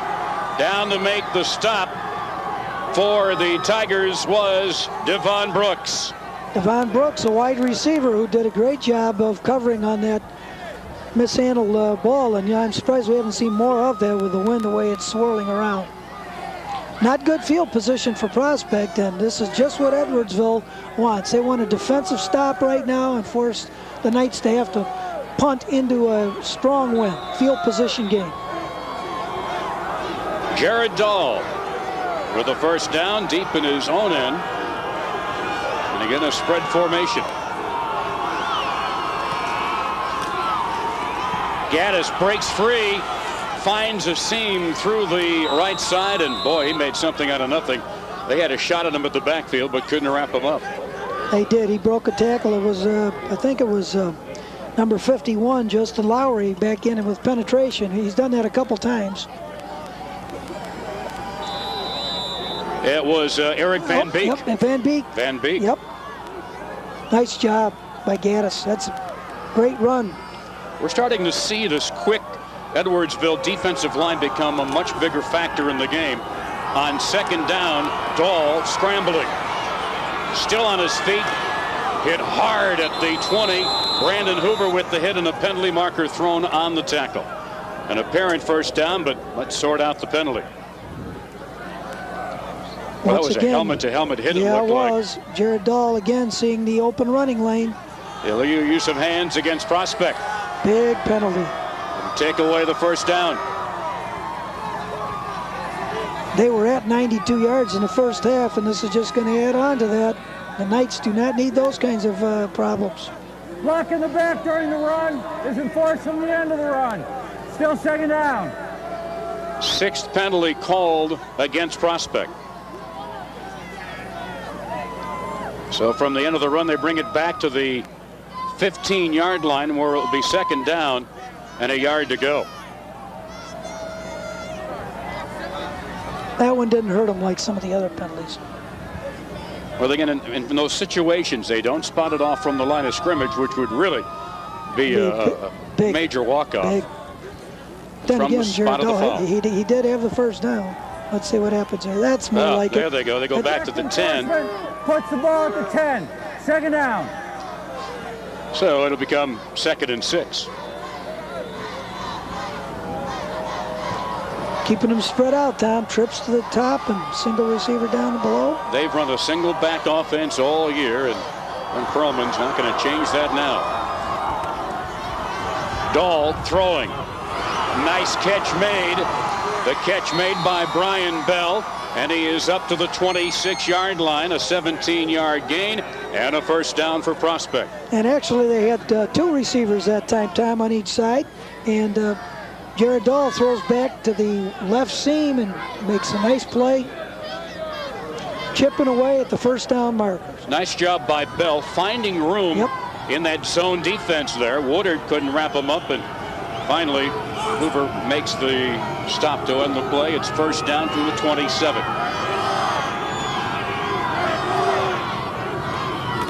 They're showing blitz. Popping through, Brian Gaddis, a big gain to the 37-yard line and close to another first down. He ran with some authority there. Looked like Edwardsville was sending everybody. And just a quick hitter there to the single running back. We have a replay on Gaddis breaking to the outside. Double cover on the ball. Look at him protect that football because he took a nice shot. Brent Robbs with a hard hit, the 5'11" junior linebacker who has over 120 tackles this year. 1st and 10 from the 37 after the 10-yard gain.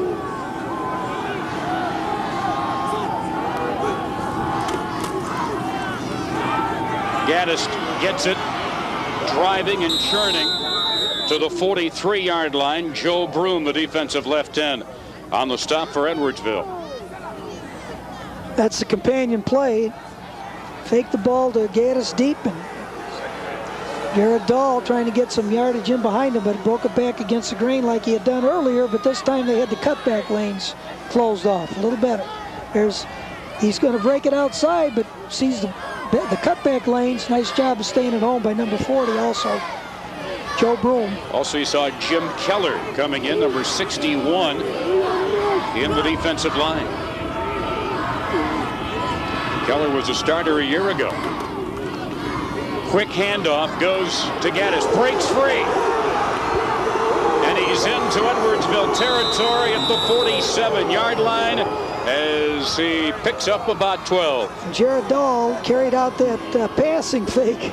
It looked like a quick draw almost on that play as he comes back off. Just a quick handoff to the inside. Don't have to hold your blocks very long, and Gaddis has got that strength as a 200-pound running back, as you can see, eating up some real nice yardage there. And the Knights are working into the wind and eating some clock. Big drive right now. Prospect with the edge in time of possession as well right now. They've had it over 5 minutes more than Edwardsville, getting their 8th first down. Off the play action. Dahl can't escape. Brought down from behind. Keller comes in to make the stop. He's been in on a couple of hits coming in this third quarter. One of the few times they've been able to corral Jared Dahl.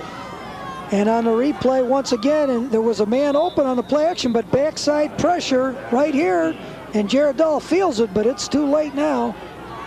Boy, Jim Keller and Justin Lowry. Lowry's involved in a lot of plays, isn't he? Loss of 5, 2nd and 15.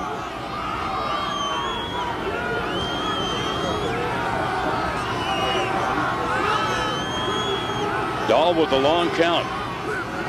They show blitz. Quick pitch to Gaddis. Got room to run as he cracks it down to the 45-yard line, picks up about 7. And that's that step back option. I think that's the first time we've seen the Knights run that. Little step back option. Jared Dahl pitches the ball deep to Gaddis, and he gets north and south. He finds the lane and accelerates up the field. 3rd and 8 coming up, and Prospect has been very effective in 3rd down conversions thus far in the game. Big play for Edwardsville's defense as well.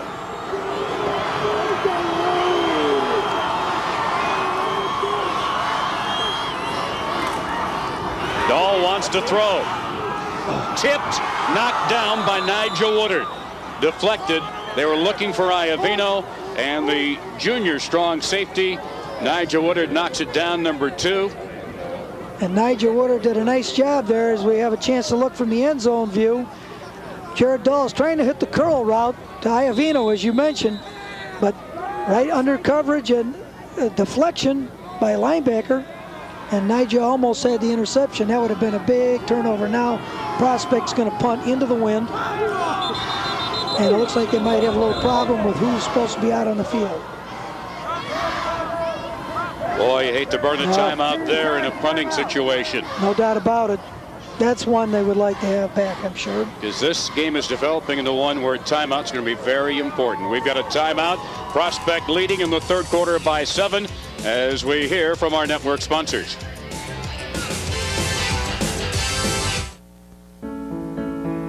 This is my country. These are my people. This is the world I understand. It's not just talking about service, it's really knowing the people we serve. I know them like the back of my own hand. Country Insurance and Financial Services. Real people, real answers, real quick. The 2002 IHSA Girls Volleyball Champions have been crowned, and the exciting title matchups are coming your way on the AT&T Broadband Network Monday, December 9th at 7 p.m. 2.5 hours of championship volleyball, beginning with the Class A battle, Mount Pulaski against Wheaton St. Francis, followed by the AA clash between Barrington and Downers Grove South. Additional airings and channel locations do vary, so be sure to log on to AT&TBroadbandNetwork.com for scheduling and channel information in your area. Back at Memorial Stadium, 7 minutes and change to go in the third quarter. Tom Stalker, Jim Coburn with you in a punting situation for the Prospect Knights, and Kevin Hoffman back to kick it away. And again, Edwardsville not sending anybody back. They'll let the wind be their return man, giving him an extra man up on the line.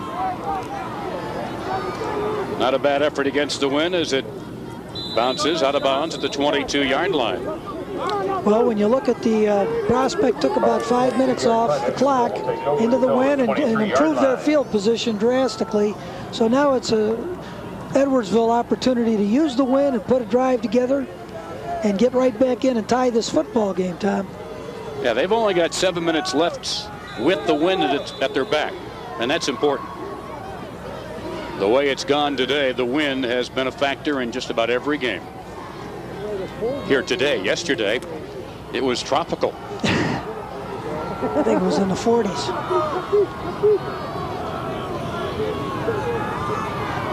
Change in formations for McLaughlin. From the eye, Woodard trying to bounce outside, but corralled by the cornerback Kevin Hoffman, who comes up to make the stop. George Witten, number 1, also penetrated in the middle and did a nice job of making Woodard change his direction on that play. As we have a chance to watch it here, so watch number 1 come in and cause a misdirection of Woodard and make the play in the backfield. Very nice job. Also in there, Brian Lett, the outside linebacker, number 41. No gain, brings up 2nd and 10. Brewer and Woodard now change to the I formation. The pitch to Mylan Woodard. Spun down to the turf at the 25-yard line by Nick Iavino. A gain of only 2, and again they continue to key on number 3 for Edwardsville. And Jim Argentine, number 54, is quite mobile as a defensive end. He didn't play as much last Friday, but he's started this evening as a two-way player for the Knights, moving along that line of scrimmage. Early in the year, Brent Perman wasn't seeing his defense fly to the football. They were playing individual football defensively, and he says this team has really come together, and you're seeing a ton of blue shirts. Big third down play here. 3rd down and 7 from the Tigers' 26. The option pitch, Mylan Woodard. Ball comes loose. And who's got it? Boy, what a great job on that right side. The Prospect defender shedding his tackle to get to Woodard. Woodard looked like he came back up with it. Watch it again. A lot of time on pursuit here also. As you watch the top of the screen, you're going to see some nice hook blocks. It's a step back option. Number 1, Witten forces the pitch, and watch 54 again, along with a host of other tacklers coming up. Radcliffe. That's swarming defense, and that's what we're talking about. Getting lateral with this team, it's very difficult to do that. And it's a 4th down punt for Edwardsville. He's got a wall. He's got a wall. Iavino looking for a room, and he was just able to dive ahead to the 44-yard line. He had such a nice wall if he could have gotten to it. There were 5 guys set up all the way along each 5-yard marker, but he couldn't get to the wall in time. Nice coverage by the Tigers. 37-yard punt, a 6-yard return for number 6, Nick Iavino. At Prospect preserving a 1-touchdown lead. Will put it in play from their own 43, 1st and 10. Not surprising we're seeing the defense come to the forefront for both of these teams. Dahl, nice catch by Iavino in traffic. He was in traffic, and he threaded the needle on that one. Iavino ran a deep curl route. We'll have a chance to see him, but he's really sure-handed, runs very good routes. And one thing Iavino does is he always comes back to the ball. Jared Dahl sitting in the pocket, coming over the top. There's 3 defenders there. 3 defenders. How did he find room? Here's a guy 5'9" to boot. He's not your stereotypical receiver, but all he does is catch the football. That's from a lot of work in the summertime, too. They've done a lot of throw and catch. 12-yard play, 1st and 10 from Edwardsville's 44. Gaddis on his feet down to the 35, maybe the 34-yard line, and another gain, maybe another first down. Well, we're going to have a chance to see this run north and south by Gaddis, and he's really a strong back. He gets his shoulders squared up, good body lean. I just got tripped up on the inside. He uses quite a good high knee action when he runs, so he doesn't get tripped up as often as some backs. When you watch Gaddis, you watch Dahl, they do a great job of cutting, working against the flow. Good 1-2 punch in their backfield, along with the throwing game. 2nd and 2 from the 35 of Edwardsville.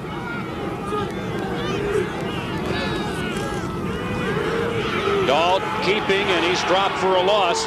Chasing him down, Eric Van Beek and Brent Robbs. Nice job defensively of containing Jared Dahl on the outside. We'll have a chance to see. It's right off that same play where he fakes this time to Gaddis on the inside. You'll see number 51 pulling on this play. And he was hoping that Jared Dahl might turn up. See, we're following him with a great fake up in the inside, and Jared Dahl actually had the ball, not Gaddis, and that's a sign of a good fake when you can do that.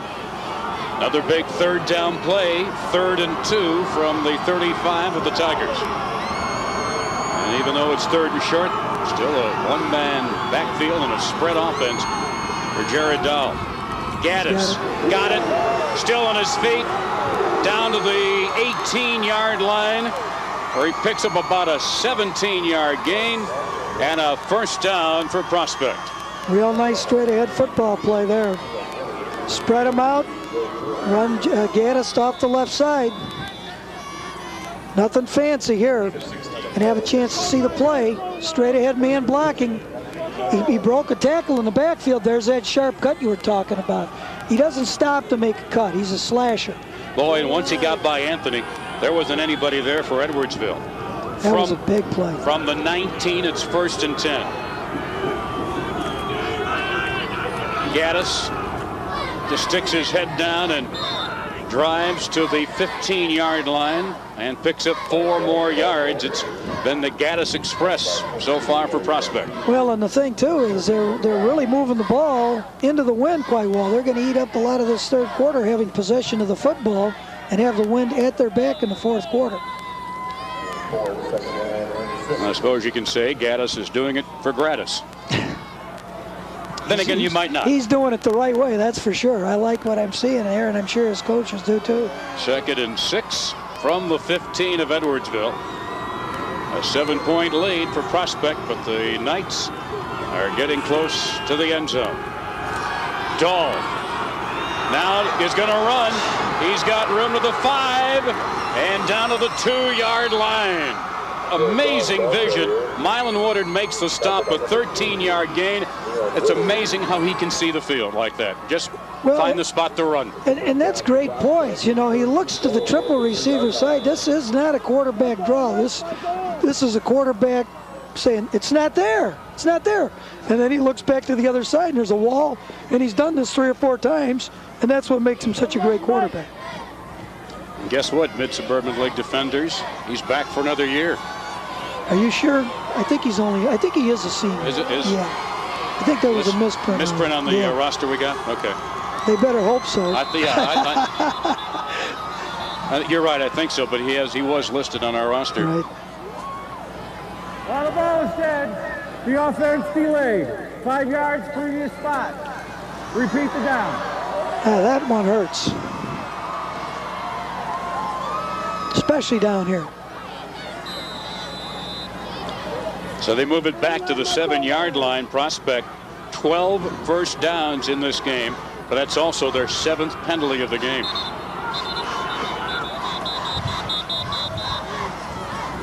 First and goal from the 7 for Prospect. He adds that extra dimension because he makes such great running decisions if the coverage is there.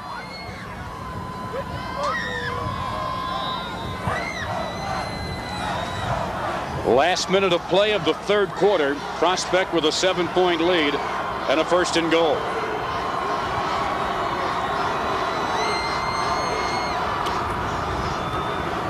Dahl's just going to keep it. He's in. His 3rd touchdown of the game. And a 20-7 lead for the Prospect Knights. And he had some nice blocking on the outside there. George Witten did a nice job of stalk blocking. We've seen this play before. Jared Dahl's going to fake the ball inside to Gaddis, then bounce to the outside. Now look at upfield, number 1, Witten, stalk blocking. Everybody's downfield, and nobody held, and that's a big play. Brian Bell downfield blocking. It's only fitting that he goes in for the score. That was a predetermined Jared Dahl run that time. Dahl now with 5 touchdown runs in the last 2 playoff games. The point after from Brian Bell out of the hold of Rick Radcliffe, and it is good, and a 21-7 lead for Prospect with 39 seconds to go here in the third quarter. Let's go look at that touchdown run again from Jared Dahl from a couple of different angles. Well, his first down from behind the end zone, a great fake, and you see that Gaddis is doing a hook block, and you see stalk blocking downfield, finds the lane. In fact, that time he actually broke the plane without even being touched. He wasn't hit until he crossed the plane that time. So that was just an excellent execution of a football play. Did you watch the way, like Bell and Witten, the way they stayed with their blocks that's downfield? stalk blocking. And what you usually tell your receivers is just go out there, drive a guy off, and then just try to mirror him. Don't grab him, get in their way, you know, and almost like play basketball defense. Shuffle and stay with a man. Keep your hands extended. Don't grab any jersey. And don't double dribble. And don't Although it's a little tough tonight. It'd freeze. Don't double sniffle. Brent Perlman doesn't exactly look all that at ease, even with a 2-touchdown lead. Take a look at the drive again as the Knights went 57 yards, 7 plays, and took 4 minutes. All their scoring drives have been in the range of 50 to 57 yards in this football game. They've had good field position. The kick by Bell. On the return, Mylan Woodard, the All-Stater. Hard hit at the 30 and spun down to the ground by Van Osei, the 5'11 sophomore. A 13-yard return for Woodard. Fun for him to get involved in the action, especially as a sophomore. Nice job of bringing a really good running back to the ground. You got to wrap him up. Coach Doherty sending into play there with James McLaughlin. He's got time 32 seconds with the wind behind him, but you know, maybe he's not going to do that. He might not throw it. Van was also saying, "Oh, say, can you see? I can play this game too." From the Tiger 30, McLaughlin has been very efficient passing in the postseason, and he's going to put it up again. Nice leaping catch at midfield by Devon Brooks. That was a real nice play that time. He had good protection too. James McLaughlin hit Brooks over the middle on a post pattern. 20-yard reception for Brooks, who came into the game averaging 19 yards a catch. Edwardsville at midfield, but with the wind at their backs for just 12 more seconds. McLaughlin had a chance to set his feet that time and really sit in there and throw the ball the right way instead of having to be rushed and running around. Makes a big difference. That's the quarter. So that's the end of the third quarter. As the man said, the third quarter is history. 1 quarter left to go in the battle for the 7A state championship. Back with that final quarter from Memorial Stadium after this from your local stations.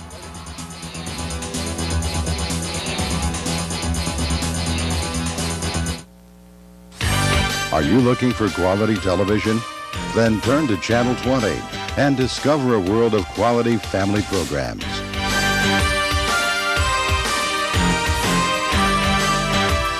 You'll find educational and children's programming, specials, and original WICC productions.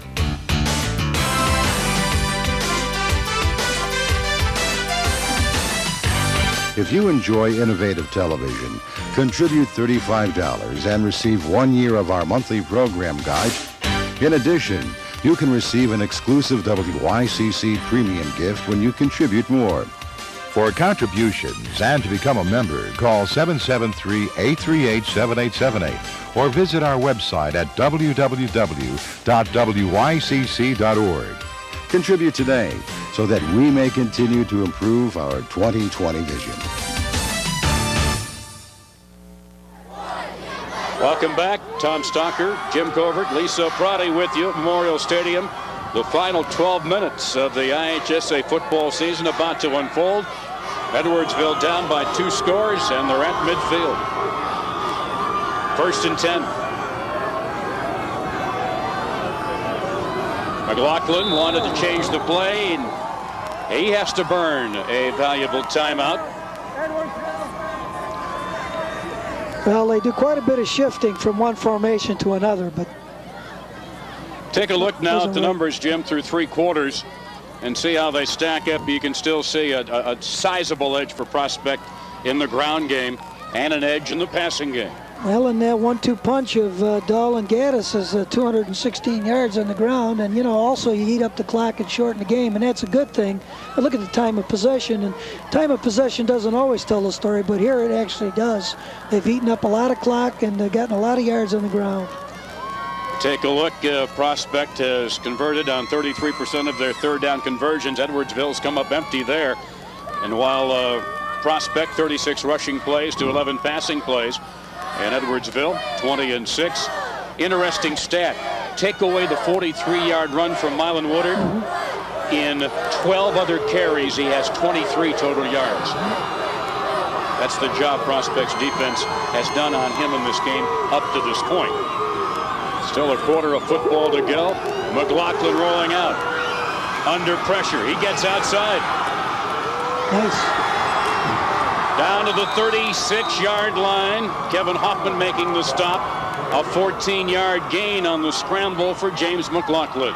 He really made something out of that. He did just what Jared Dahl does. That time he had a bootleg going and he made some great cuts upfield and got quite a bit of yardage. And Edwardsville really needs a score this drive. They've picked up 33 yards now on their last 2 snaps of the football. And they're at the Prospect 37 with the 1st down.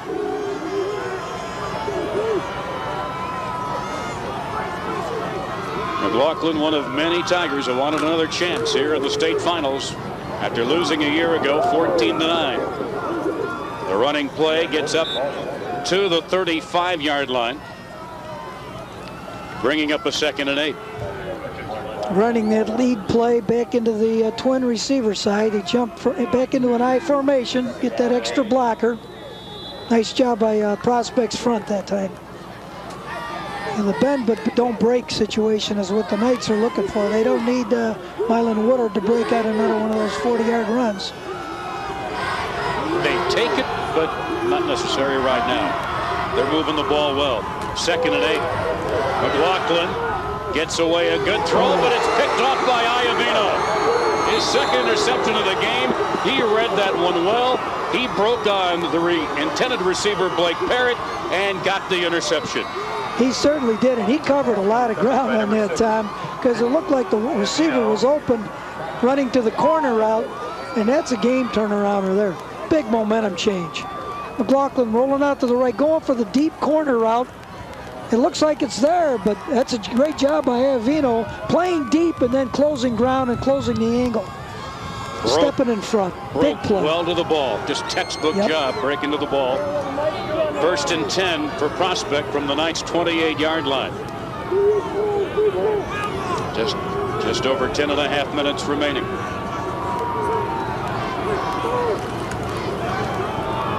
Brian Gaddis just cuts right back up to the 32 as we head down to the sidelines. And Lisa.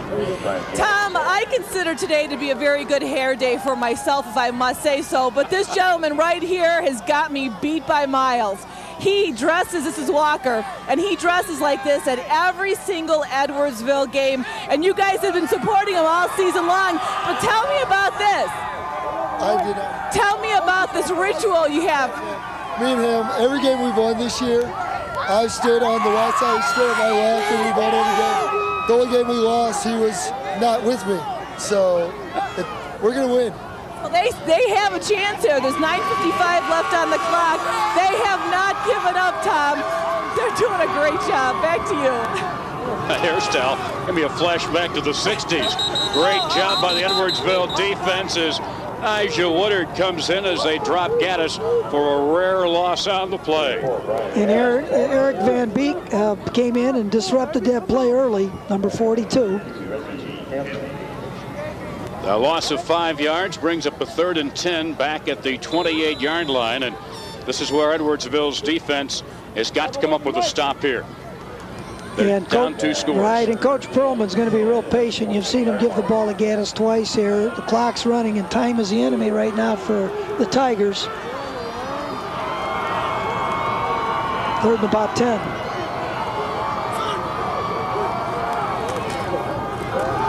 Jared Dahl throwing it up the middle. Nice. It's in and out of the hands. Is it a fumble? It is incomplete. Incomplete. In and out of the hands of wide receiver George Whitten. He found a soft spot, Tom, over the middle. He had to thread the needle. That would have been a great catch. Going to go to the inside receiver of the trip side. Jared Dahl drops back, throws the ball right over the middle. He went down with the ball. Looked like it deflected, but it hit off the ground. One of the first times that Dahl has gone straight up the gut with a pass play. It'll bring up 4th down, and into punt for the Knights will be Kevin Hoffman.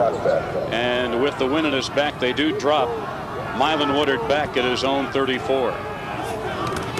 You see Hoffman's numbers on the season coming into the game, and that's not a very good effort, but he gets a good bounce. Oh, no. It's off of Woodard's hands. And it's prospect ball. He tried to gamble with a bouncing ball on a cold night. And Scott Sprague came up with it.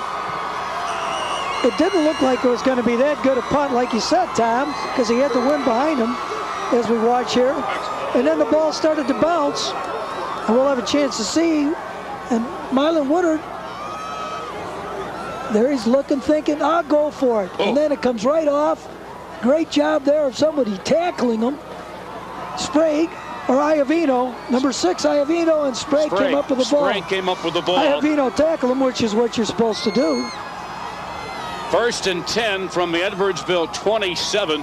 Edwardsville turns the ball over for the 4th time. First time, though, they've lost the football via the fumble. That was a big play in specialty teams.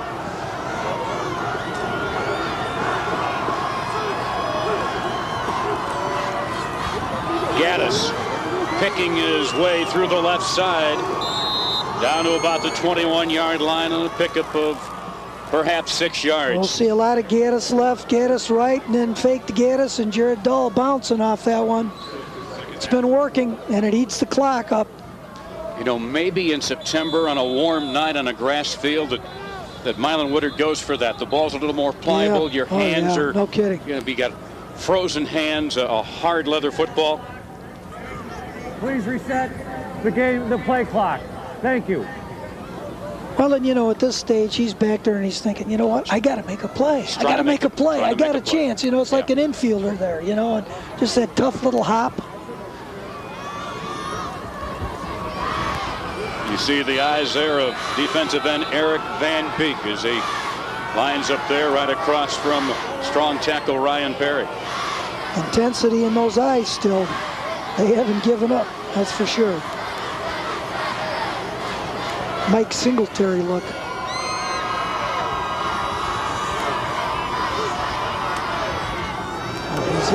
He's got Gaddis, and Gaddis down to the 13-yard line. You're also noticing now, every time that Dahl brings him up to the line, he's taking a longer count to take as many seconds off the clock that he can. He's working the clock, and, you know, they're still spreading them out, but, you know, there's 2 different theories. One of them is to spread people out and then run the ball inside, and that's just what Prospect likes to do, and it's been quite successful at it just of late. They're at the 12 of Edwardsville on the first down. As Prospect looks for a 3-touchdown lead in the 7A championship. Gaddis Brought down at the 9-yard line. In there on the stop was Keller. Same play. Running in behind Jim Argentine.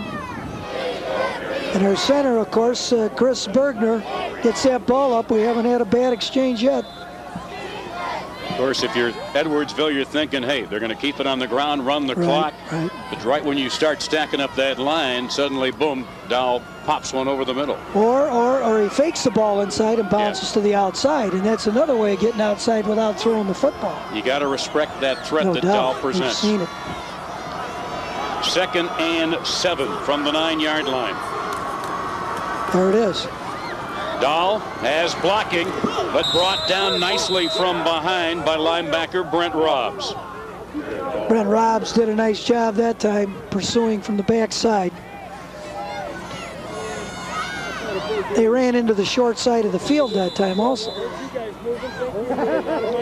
Robbs dropping the play for a loss of a yard back to the 10-yard line.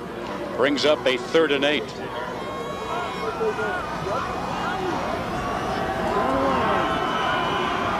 Prospect getting a golden opportunity on the fumbled punt from Mylan Woodard. Blitz. Here they come. Boy, he almost got away, but finally wrapping him up was Chris Link. It looked for a moment like Dow was going to escape after he broke a tackle, but Link came in there and put an end to the play.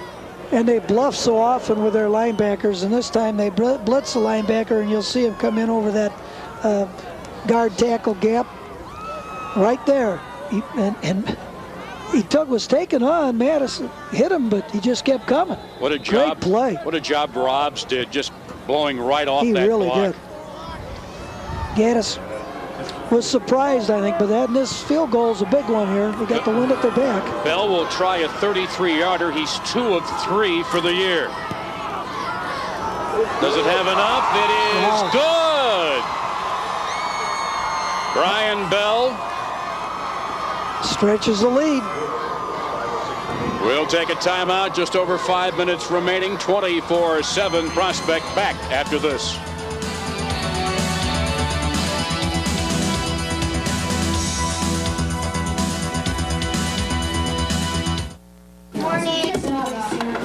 Are you going to make that call? When you call Country Insurance and Financial Services, the unexpected will happen. Hello, thank you for calling Country. Hello? Who's me? You'll actually talk to a real I didn't person. think you'd answer as quickly. Country Insurance and Financial Services. Real people, real answers, real quick. This is my country. Bradco Supply and Owens Corning are proud sponsors of this year's IHSA Football Finals. Bradco salutes all the teams and players and reminds everyone to have a safe and happy holiday season. Well, Prospect needed to come away with points on that turnover. They got the field goal, and that makes it now a 3-score game for Edwardsville, and time is not on their side. Right, Tom, and that field goal is almost as good as a touchdown, really, in that situation, because of what you just mentioned. Only 6 plays and 13 yards. They were stingy. Edwardsville's defense did a nice job with a couple blitzes, got in there and made Prospect go for the field goal. Nice kick by Bell. To quote a famous Memphian, it's now or never for Edwardsville. Back from the 2, here is Mylan Woodard. To the 25, slowed up and brought down at the 28-yard line. As in there on the stop for Prospect was Brian Gaddis, a 26-yard return. I know Brent Perlman's starting to think, hey, you know what? I think we have a shot here. It's that feeling that you don't want to get too excited, but you see that 24-7 lead and know you're under 5 minutes in the ball game. Tim Doherty. Right now, that 4:59 feels like about 5.5 seconds right now. No doubt. Exactly. He's looking in that play sheet thinking, we've got to air it out, but we're throwing into the wind. Got trips on one side, twins on another. Maybe that slipstream. Quarterback draw for McLaughlin. Taking a page out of Jared Dahl's book. up to the 37-yard line, a pickup of 9 yards. Good play, but Prospect's going to give them 9 yards a few times and let that clock run because they just don't need the big play. Give up the big play. I think they throw a nice little screen out of that formation. We'll see if they come up with it. He's hobbling a little too. He certainly is. He's definitely got a limp as you see him head from the sidelines. Laughlin, the senior.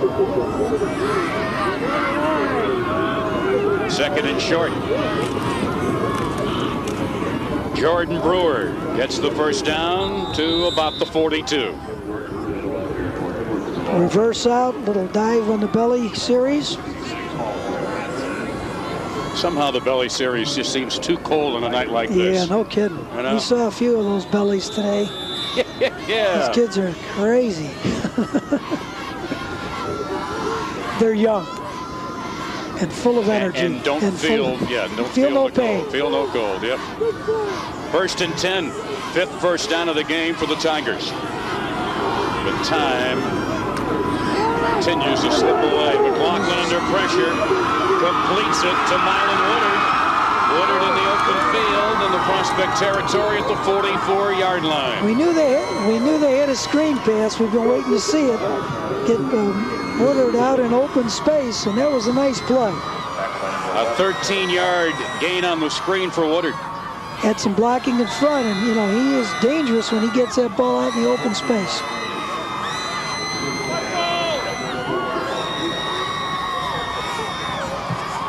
Like to see Edwardsville put something together here, make it exciting at the end. From the Prospect 44. First and 10 for Jim McLaughlin. Mylan Woodard pops through. Hit by the defensive end, Jim Argentine. Oh, a little. Well, I think he was down. Yeah, he was down as Matt Iavino came away with the football. Matt Iavino, the vocal leader of that secondary for Prospect. Gonna have a chance to see Mylan Woodard inside again. Got 61 pulling up through the hole. Nice job of blocking by Jim Keller. A 2nd and 4 coming up for Edwardsville. 2.5 minutes to go. And they're down by 17. That's going to be intercepted. On the return, Scott Sprague. And Sprague returns it 27 yards. Prospect secondary's really had a nice day today, haven't they? Of course, when you throw the ball a lot in practice, though, you have to defend the pass, too. 4 interceptions for Prospect's defense today. We have a chance to look here. This is the run ahead of time, and now here we're going to go with the deep route. And great coverage. The ball's a little underthrown. Look at Iavino there on the overlap also as they try to go to Devon Brooks. He's got speed. He's gotten on the cushion, but you just got to lay it out and let him run under the ball. Trying to throw it deep against this wind. It's almost tough. like the wind's exactly. a 12th defender. It's exactly right. It's like the defense has an extra man when you're going against that 25-mile-an-hour wind out of the northwest tonight.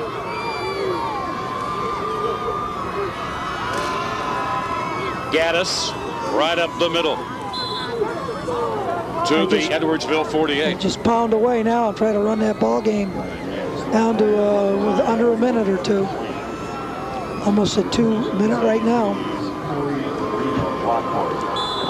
The same two teams coming back, you know, it's. What were the odds about 3 years ago that you'd say, yeah, this team comes out of the Mid-Suburban League, Prospect, not really much tradition behind it. Yep, they're going to go back-to-back to state champions. 1 in what? 10,000. 1 in a million. What a job done by Brent Perlman and his staff. 1:45 remaining between the Knights and their second consecutive 7A title. Gaddis just driving it straight ahead. Just looking for another first down. Eric Van Beek on the tackle. That offensive line, too, you know, the Knights, Brian Powers and Chris Bergner, Jim Argentine, Ryan Berry, they've done a great job up front. 4 returning starters this year, and boy, wouldn't any coach like to have 4 returning starters from a state championship team from the year before. Right. Bill Mundo done a nice job. Number 76. He's really come along this He sure year, according has. to Brent Perlman, and along with the other 4 returning starters. He's a big guard in there, I'll tell you that. Gaddis still on his feet, churning away. Penalty markers are down. Like a little face mask action. As he gets a first down to the 35-yard line of Edwardsville, and that'll about do it with 51 seconds to go. Just great running all night, great second effort. When you combine, you know, the Gaddis hammering away inside and the Jared Dahl scrambles in the throwing game, good defense, they got the whole package. The IHSA. A 5-yard inadvertent face mask, just getting the hands on the face mask bars. Down to the 30-yard line of Edwardsville, and the clock down to 44 seconds. Brent, I think you can smile. Yeah, you know, Brent, you know, you don't come this way that often, and you probably, in 4 years, he's got 2 state championships. So. His coaching buddy said he was nuts to take the job at Prospect. Yeah. And look what he's done. What Joe a job. Patrick has done a great job with that defense, I'll tell you. Look at this. Gaddis down to the 21-yard line, picks up 9. It truly is deja vu. Same situation. All over again. Could we see these 2 teams back here next year, Tom? What's the odds? Congratulations, Knights. How hard is it to win back-to-back state titles? And that's official. There's a smile on Brent Perlman's face. He has taken Prospect to a 2nd consecutive state championship. And they left... on a cold night, you know, these nights were hot. Exactly. They really were. They just kept persevering and pounding away. Good ball control today, too. They really had good time of possession. They got hot at the right time of the year, red hot in the playoffs, avenged 2 regular season losses to Hersey and Buffalo Grove, two big rivals. Oh, that's right. And, you know, that's another reason this is such a satisfying state championship, I'm sure, because, you know, you got beat by Hersey and Buffalo Grove early and then knocked them both off in the playoffs, get to the finals and win the whole thing. Well, a year ago, a lot of those Edwardsville Tigers were saying, I want one more crack at them. I suppose, Burr, now that's the juniors' turn to say that. And who knows? Well, that's right. Edwardsville played a very aggressive game defensively, did some good things. The win was a big factor in the throwing game. But they never were able to get Mylan Woodard untracked and let him become the dominant force he's been this year. That's true. He broke out on the 1 run, and that was it. Yeah, Woodard wound up with 74 yards on 15 carries. I'll tell you what. Jim Argentine. He has played both sides of the ball, and he did a great job defensively today also. That's something only a few select can savor, winning back-to-back state championships. That's exactly right. That's a treat not enjoyed by many in the IHSA football playoff histories. And there's so many good teams, you know, in 7 and 8A football, and that's why you don't see it that often. You know, I think St. Louis, remember that? I mean, that was probably the last time we saw several in a row. There are some Driscoll champions watching on tonight. They know that feeling. That's exactly right. They want it back-to-back. Providence Catholic also. Yep. All right, down to the sidelines, and Lisa, tell Brent he can smile now. He can relax. Yes. Coach Perlman, congratulations on your 2nd consecutive title. Well, thank you. It's a great effort by our kids, and just a season that really is a credit to the way these kids performed all year. I mean, they had some adversity, and it's just unbelievable the way they fought back all year and then continued to fight right till the end of the season. And Jared Dahl, how impressive was he this afternoon or tonight? Jared Dahl's a great football player. I've said it before. I think he might be the most underrated player in the state of Illinois, but you know, he's just a courageous kid that made some huge plays. And Edwardsville actually coming back with 3 minutes left in that first half, doing their best in the second half, but defensively, you were just all over them. You stopped them in any turn that they went. Our defense is unbelievable tonight. Amazing. Probably what won us the game was our great defense tonight. So second state title, how does it feel? I know you're freezing. You just said you probably really can't talk right now. You know, the state title's great, and all the things that go with it, but watching these kids play is my real reward. Watching them play and watch the way they do things is my reward. It's not about state titles, it's about kids that play with courage and leave their heart on the field, and that's what this team's about, and that means more to me than any trophy. Well, you've done such a wonderful job since 1999 when you took over the program. You've really turned it around. It's about the kids. I mean, the kids turn it around, and I'm fortunate enough to be around and be a part of it. Well, you're very humble as a head coach here for Prospect. Second title for the state championship for 7A. Thank you very much, Coach. Also next to me, I have Scott Sprague, and you have to be, this has to just be an incredible feeling for you to go back-to-back. Unbelievable. It's unbelievable. It's amazing. It probably isn't even registering yet. I saw all the players, they all pretty much attacked you as soon as the last minutes took place. But really, the fans themselves just being out here and supporting you throughout the entire season. Our fans are great. They're unbelievable. Come to every game, supporting us. They're just great. You've done a fantastic job throughout this game against Edwardsville. Got to give them a lot of credit, though, because this is the second time that they made it back playing you for the rematch. They're a very tough team. They're good this year. Well, congratulations on a fantastic game. Second state title once again for Prospect. I'll send it back up to Tom. All right, Lisa, thank you very much. And indeed, a very humble coach, Brent Perlman, talking about the kids and just would rather just make sure that he is a positive influence in their lives as opposed to bringing home some hardware, but it's certainly a nice bonus. Well, that's right, Tom, and you know what? That's what good coaches are all about. They focus on the kids and give the kids the credit, and they're there to, see new groups come in every year, and their goal is to just see them develop and learn some of these lessons of life, like he talked about adversity and, having some setbacks and just hanging right in there. And here we have the Edwardsville players lining up, and they certainly had a great season. I'm sure they're really disappointed right now, but to get to the state finals 2 years in a row, get those silver medallions, there's not a lot of people who get the silver medallions either, Tom. Well, you haven't heard the last of the Edwardsville Tigers. You haven't heard the last of Tim Doherty's program.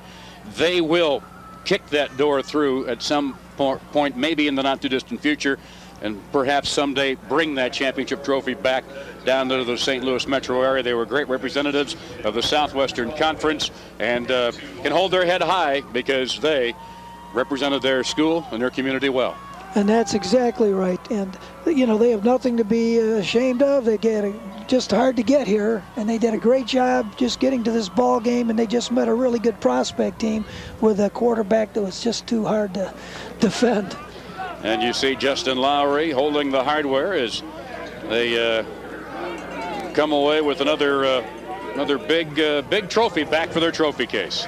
And they've set the bar a little higher now down in Edwardsville. That's so that all the younger kids who are in their programs are looking to those players and want to be just like them. And now, same with the Prospect here. Look what's happened to their program the last couple of years. Those guys are blue. They're so cold, huh? I'm just seeing all those young faces right now. I want to remind them, wait till you guys look at that in about 20 years at your reunion. Yeah. See how young you all looked as they have big smiles on their faces and they just enjoy and savor the unthinkable. I mean, a year ago, they had the advantage of coming out of nowhere. Nobody thought about Prospect, but this year they were a marked team. They're the defending champions. And at one point this year, they really severely questioned themselves when they lost that game to Hersey on October the 12th. They went and really looked inside and rededicated themselves, and what a job. That seemed to be a big turning point for that team. And when you can do that, that just shows your players that, the ones who are juniors and the younger players in the program that, it's very capable of doing it. And for the second consecutive year, I guess you can say Prospect owns 7A. Yes, because we have had two of them and they've won them both. They've won them both.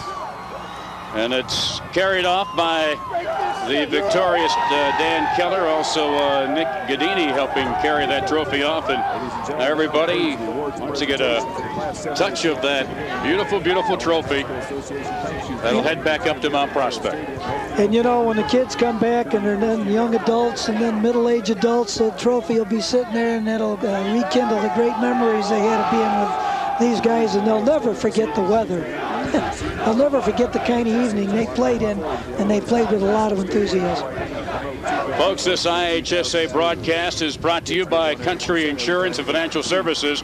Real people, real answers, real quick. Be a winner when you're on the road. Buckle up. This is my country. These are my people. This is the world I understand. It's not just talking about service, it's really knowing the people we serve. I know them like the back of my own hand. Country Insurance and Financial Services. Real people, real answers, real quick. I'm an official because I can be part of the game, not just a spectator. I'm involved. I'm a mentor to the kids so they learn the game and respect the game. I've enhanced my leadership skills. I'm more disciplined. And I've learned to be fair-minded in tough situations. Officiating isn't easy, and it's certainly not for everyone. But it could be for you. Call this number below and find out how you can become a sports official in your community. Go ahead. Make the call.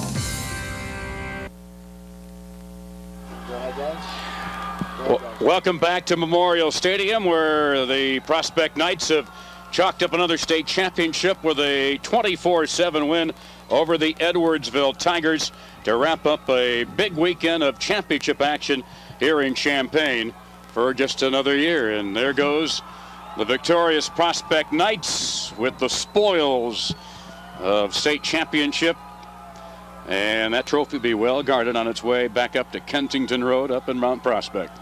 And they've just played a great game on both sides of the ball today. The defense swarmed. They gave up one big long run, and that was about it after that. Secondary had four interceptions, I think.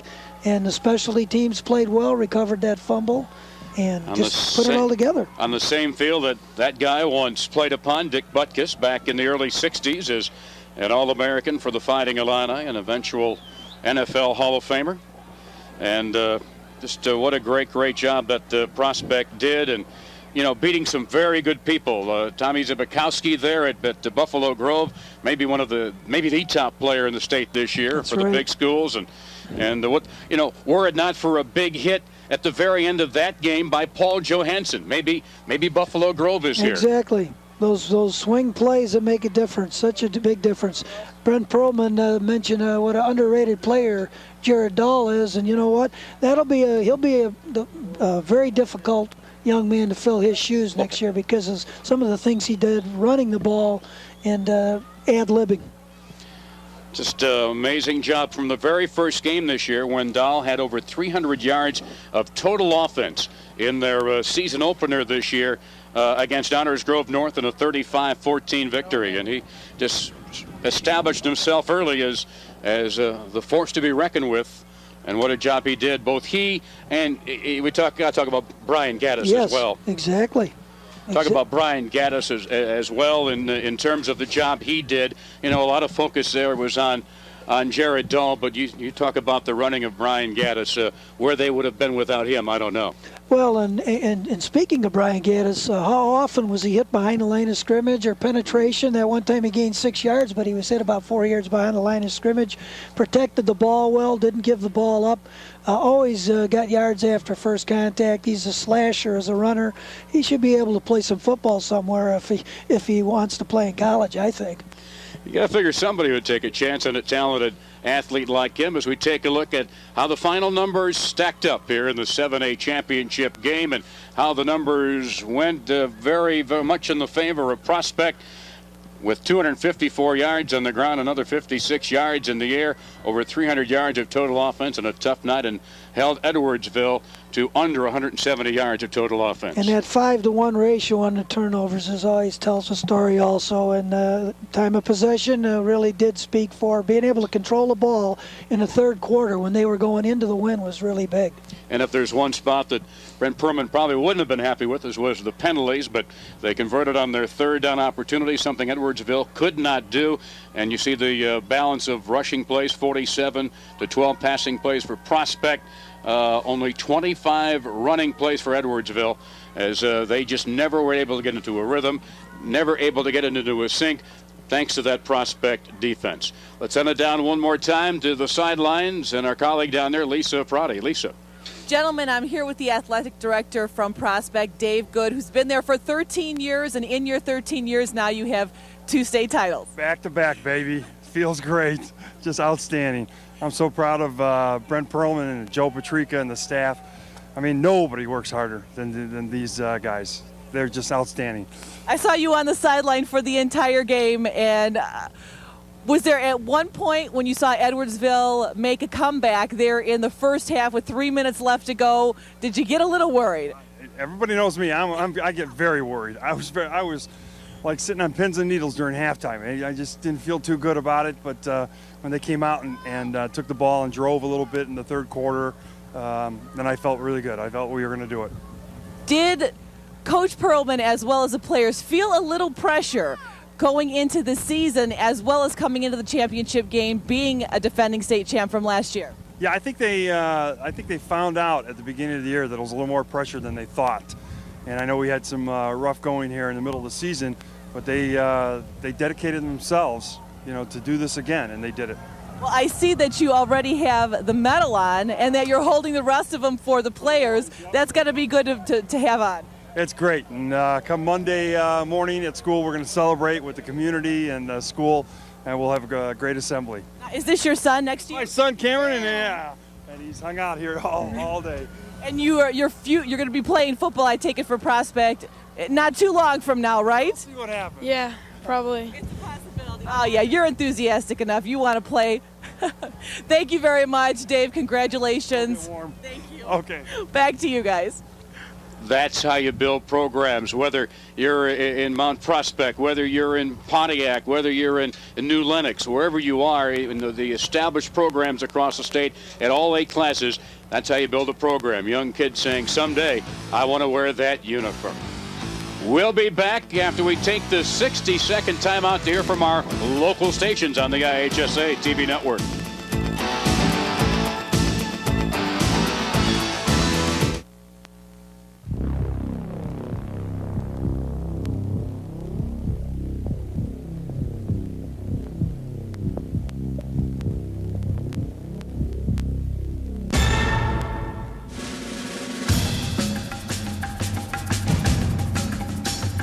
When you really want to know what's going on in the world, you want to watch the leader in world news, BBC World News, broadcast only on Channel 20.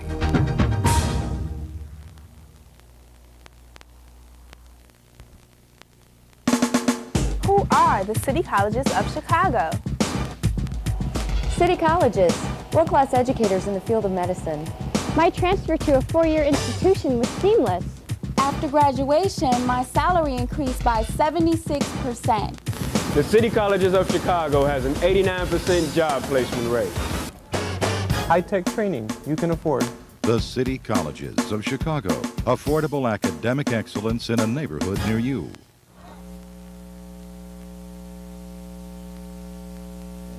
They seem to have taken it away from us right there in that third quarter.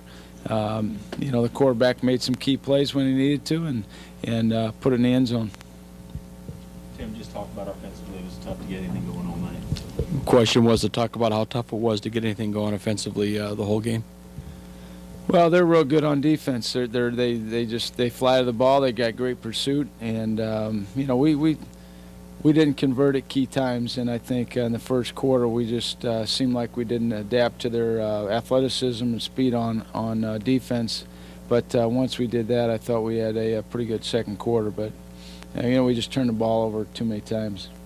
Tim, talk about this uncharacteristic 5 turnovers. When was the last time you had 5 turnovers in a game? Question was to talk about the 5 turnovers, which was uncharacteristic of the team, and when was the last time they had 5 turnovers in a game?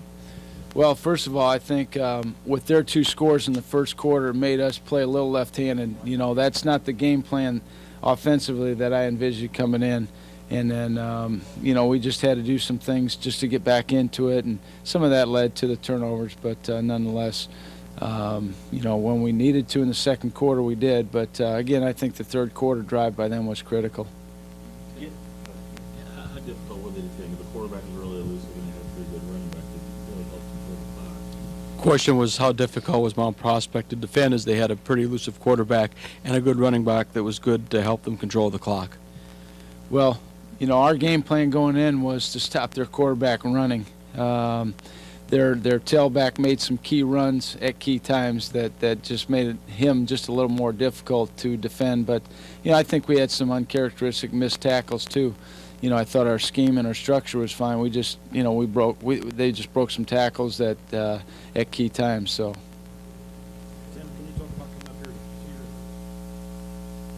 I'm here with Jared Dahl and Nick Iovino from Prospect, state champions. What can you say?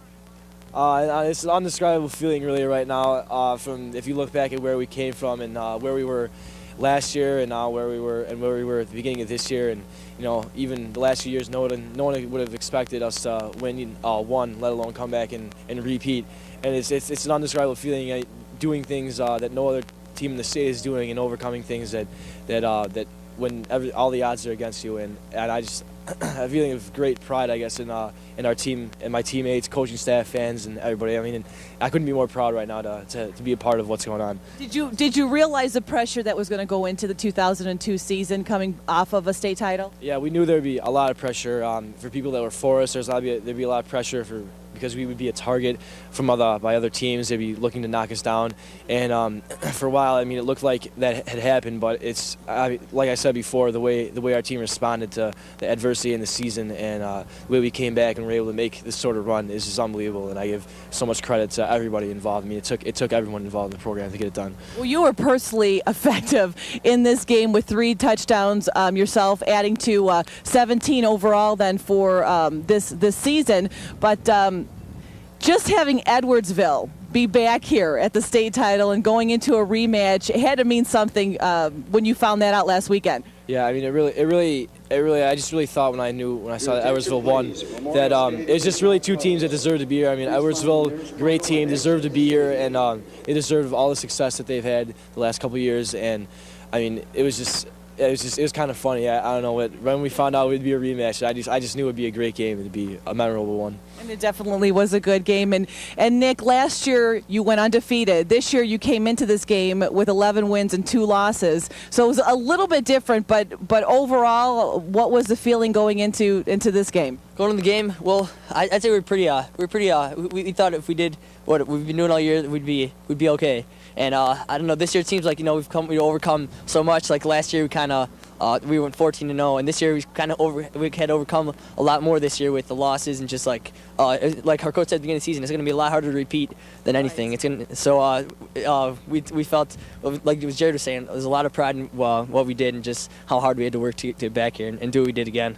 And so basically it was just taking it one game at a time, and I'm sure your coach had told you that from the very beginning of the season, knowing that the press and the media were going to be all over you during the preseason. Right. He said we had to keep our focus on, like as always, we always focus on ourselves. We don't focus on anything else that's going on. We keep our focus on what we're doing because that's the only thing that we can control. And for a while there, like when we lost those 2 games, things were starting to look down, but this team really persevered and just came back, and no way to describe it, just great. How did you celebrate after your state title last year, and what will you be doing this year? Last year, we all got together afterwards, and there's a lot of everyone was really happy. This year, I don't even know what we're gonna do. I don't know what's gonna go on, but it's gonna. How do you top one year after another? We'll be back with more right here, talking to Prospect, the 7A state title holders, right after these local messages.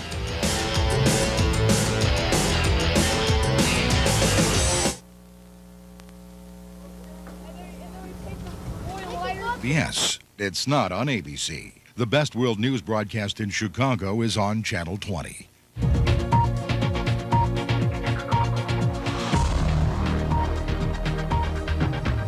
When you really want to know what's going on in the world, you want to watch the leader in world news, BBC World News, broadcast only on Channel 20.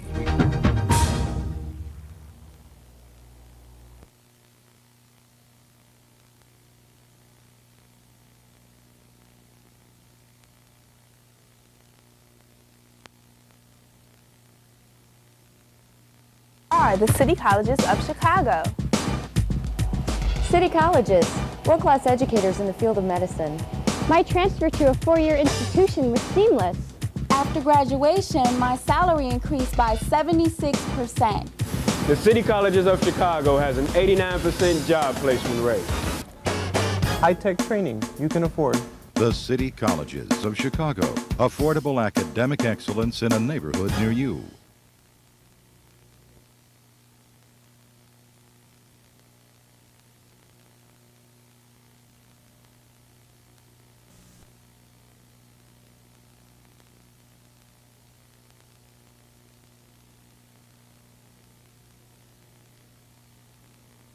ICC TV 20, Chicago.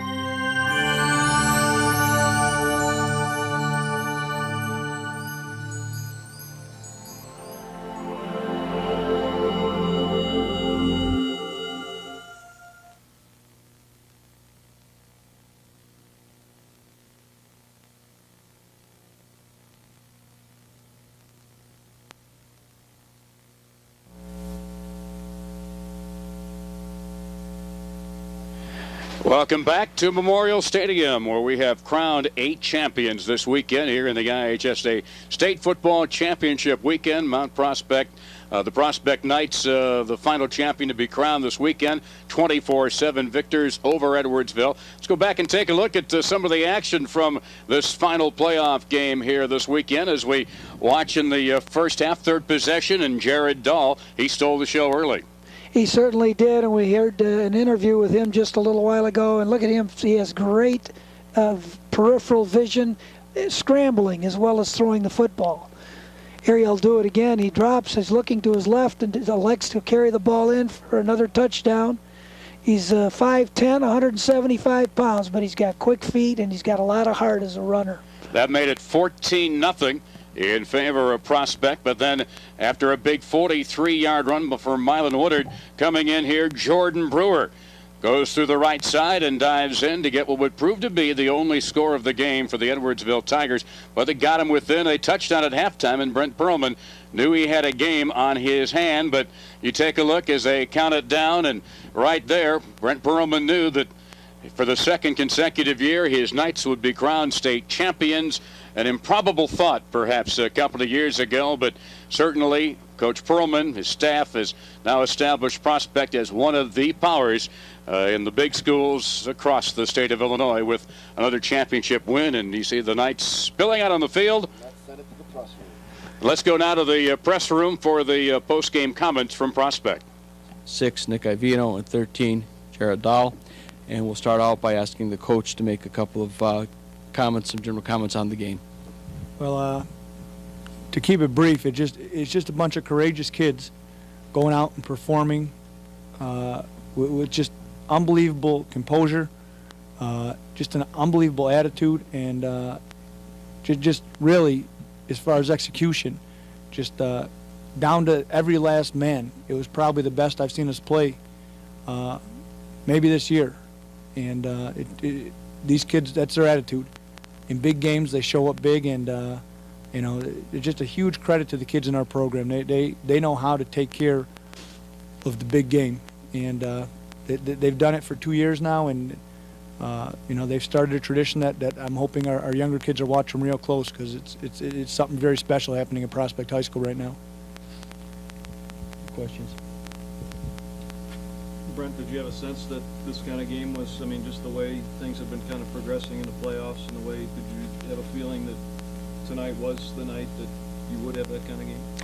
The question was, with the way things have been progressing in the playoffs for the team, if he had a feeling that tonight was going to be just the kind of game he thought it was going to be. Well, since about mid-season, I started to feel a certain energy and a certain attitude take over our team. And I really think since the middle of the season, the team's improved every single game. So in a way, I am looking for that. You know, I expect every game we're going to get a little better, and you know, it happened. They went probably a stretch of 7 games where we got better offensively and just unbelievably better defensively. Our defense, from the beginning of the year to the end of the year, I've never seen a group of kids improve at the rate they did, and the way they played tonight was just outstanding. That's what I believe the difference in tonight's game is. Our defense just played unbelievable. So you talk about the third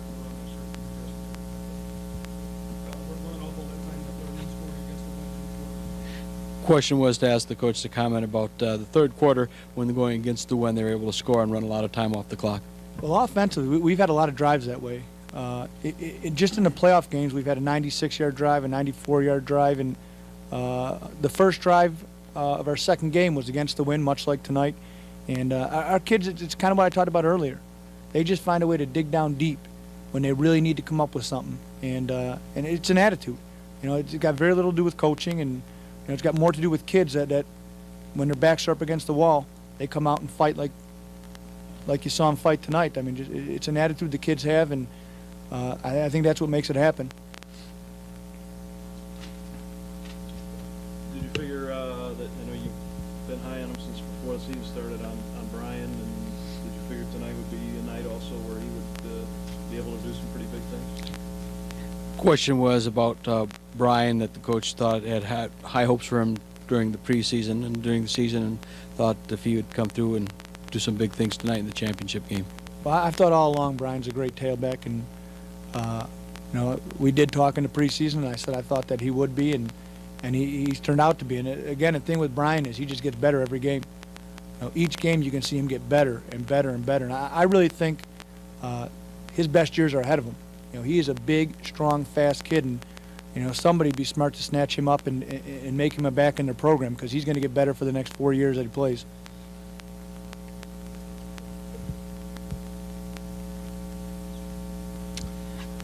Coming back next year? Question is if the coach is coming back next year. I'm coming back for sure. No, you know what? I don't think there's anything this program can achieve if the younger kids will learn from these guys. If they learn what's going on around here and they pick up on it, I don't think anything's unattainable. Yes. Was the Hersey game a big turning point in the season? And could you tell us maybe about how you might have used that for the rest of the season? Question was if the Hersey game was a big turning point for the season, how he might have used that at Dwellin for the rest of the season. Well, the Hersey loss, I think, was the turning point in this season. It was Game 7, and we just didn't play well. And we didn't. It wasn't a matter of execution. It was a matter of attitude. Our kids weren't appreciating the time they had on the field. And after that game, we made some adjustments, and really I was missing the boat on some things. You know, I was not connecting with the kids the way I had to. And after that game, I think we really established a different type of trust, a real trust in each other. And from there, it just took off. You know, a lot of it went back to the fact that I had not done a good enough job of reaching out to our kids and find out what's really going on in their heart. And once I did, and we were able to find out what each of us was thinking, things just got so much better.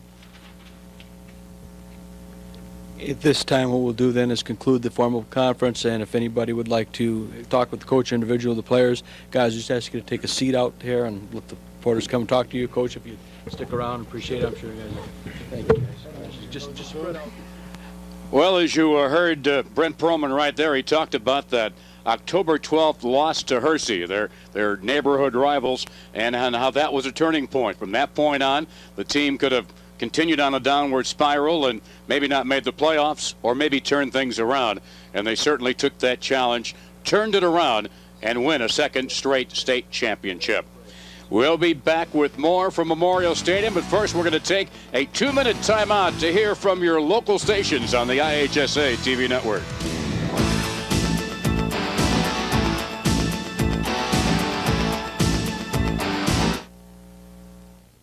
Hello, I'm Wayne Watson, Chancellor of the City Colleges of Chicago. At the City Colleges, we are committed to providing a high-quality education to those who want to improve their lives and their futures. Take it from one of our graduates. Hi, my name is Coco Scott Winbush, better known as Chef Coco here in Chicagoland, and I am a Washburn alumnus. The instructors there, par excellence. They taught me everything I needed to know to survive in this world of professional cooking. Washburn gave me the food foundation to be able to compete with some of the best chefs here in the world and also in Chicagoland. We have more than 212 programs, everything from child development, physician's assistant, welding, nursing, liberal arts, GED, or English as a second language. Call us at the 773 college number. Your path to progress is at the City Colleges of Chicago. Are you looking for quality television? Then turn to Channel 20 and discover a world of quality family programs.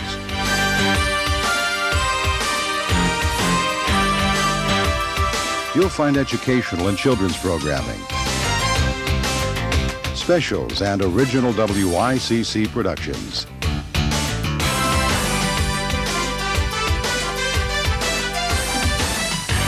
If you enjoy innovative television, contribute $35 and receive 1 year of our monthly program guide. In addition, you can receive an exclusive WICC premium gift when you contribute more. For contributions and to become a member, call 773-838-7878 or visit our website at www.wycc.org. Contribute today so that we may continue to improve our 2020 vision. Well, welcome back again to Memorial Stadium as the 2003 IHSA football season has come to an end here on this chilly weekend at Memorial Stadium. 8 champions have been crowned, and 8 big trophies have made their way across the state of Illinois to schools and trophy cases across the state, and some great memories will go with those trophies. Here's some of the scores from the action this weekend. Yesterday, we started off with Class 2A, a tremendous comeback effort by Aledo, down by more than 2 touchdowns, but they win it in overtime over Carthage. In the 1A final that followed, it was a very tight ball game, a misleading score there. South Beloit exploded late to defeat El Paso, the Comets losing 50-22. Then in the Class 4A, Addison Driscoll in a rematch against Mount Carmel, Illinois, and wins big, a shutout, 42-0. And the final game yesterday, Elmhurst Immaculate Conception in the finals for the first time, brings home the hardware for the first time, a come-from-behind 21-14 win over DuQuoin from Southern Illinois. Then today, it was Mount Carmel of Chicago, a shutout winner over Bloomington, 31-0. Then it was Providence winning its 8th state championship, back-to-back titles as well, winning the 5A over Pontiac 42-0. And in the game just before the 7A, a heck of a battle broken open late by the Porters of Lockport as they beat Stevenson 35-14. So this weekend drawing to a close, and you know, Jim, there were some good games this weekend. The quadrant philosophy of putting the teams back in geographically might come from under some scrutiny with some of the scores this year, but one of the things you also got to remember, this is an educational effort as well to teach the kids the experience of being here, and the IHSA wants to spread that all across the state of Illinois. Well, and that's right, Tom. And, you know, some games, some years you'll have close games, 2 or 3 overtime games. Sometimes you'll have a blowout, and you just don't know what to predict. And that's why they play the games. There's always favorites going in. But the game we saw a good football game, but we just saw, like Brent Perlman said, a team that was improving. His prospect team has been improving every week. They had some adversity, but got the relationships going back with their team, and that's what it's all about too, relationships between players and coaches, and it's a learning process. And like the superintendent Hightower said from Edwardsville, he's just very proud of his school, and it brings the community together when they all come down here in this kind of weather and sit here and cheer and root on their football team. That was right after he whistled us for a charge, and I thought it was a block. But one thing that is true, we saw the continuing dominance of some traditional programs. Providence Catholic with their victory, Mount Carmel getting another state championship. We've also seen the emergence now of perhaps the powers of the future. 2 state championships now for Prospect. Immaculate Conception of Elmhurst emerging under the shadow there of the traditional power York and coming away with a state championship. Right, and Tim Rackey's Driscoll program is really in full swing now with back-to-back titles, and they're playing some awfully good football over there in Addison. All right, we'll be back to wrap things up from Memorial Stadium for the whole weekend. We will hear now from some of our network sponsors.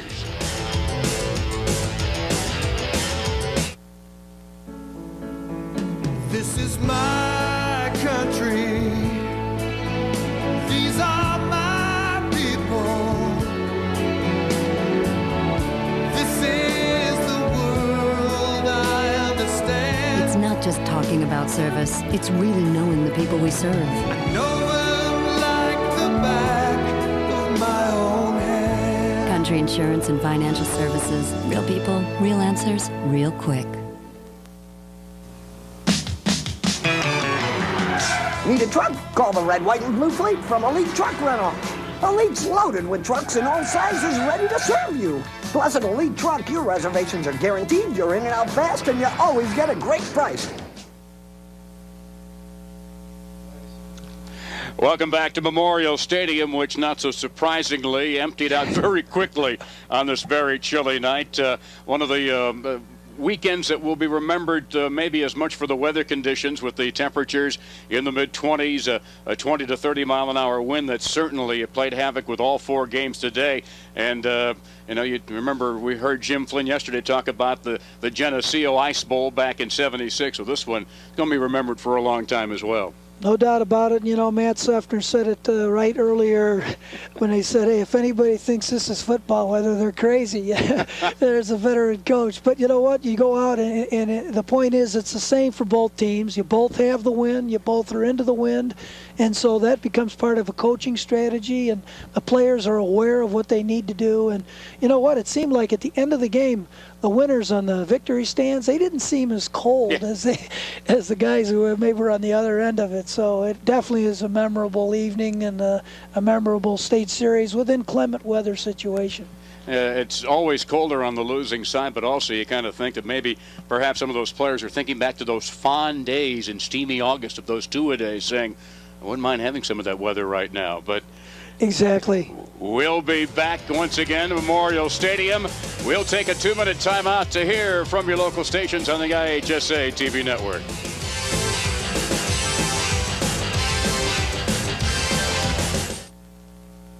Hello, I'm Wayne Watson, Chancellor of the City Colleges of Chicago. At the City Colleges, we are committed to providing a high-quality education to those who want to improve their lives and their futures. Take it from one of our graduates. I could not speak very much English. It was very thankful that through Truman's program that I learned my beginner English through ESL, English as a second languages. And then eventually I earned my associate degree from Truman and prepared me for my college and get my college degree at Loyola. We have more than 212 programs, everything from child development, physician's assistant, welding, nursing, liberal arts, GED, or English as a second language. Call us at the 773 college number. Your path to progress is at the City Colleges of Chicago. Are you looking for quality television? Then turn to Channel 20 and discover a world of quality family programs.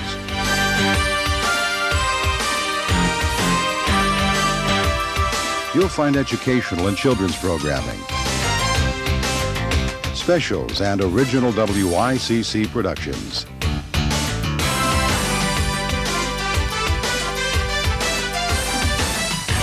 If you enjoy innovative television, contribute $35 and receive 1 year of our monthly program guide. In addition, you can receive an exclusive WICC premium gift when you contribute more. For contributions and to become a member, call 773-838-7878 or visit our website at www.wycc.org. Contribute today so that we may continue to improve our 2020 vision. Well, it was a former high school star named Red Grange that christened this stadium back in 1924, and we write another chapter in the stadium's great history here in 2002, crowning 8 state champions. We want to thank the University of Illinois Athletic Director Ron Gunther, his entire staff, for making us feel so welcome and doing just a great job here in wrapping up the winter portion here of IHSA Championship. But don't forget, right around the corner in February, Redbird Arena in Bloomington for girls state championship basketball. And in March, before you know it, we'll be playing in Peoria there at the center downtown, and we'll be once again bringing you America's original March Madness, the IHSA State Boys Basketball Championships. For the entire crew, for Jim Covert, Tom Stalker, thanks for being with you. We'll see you in March.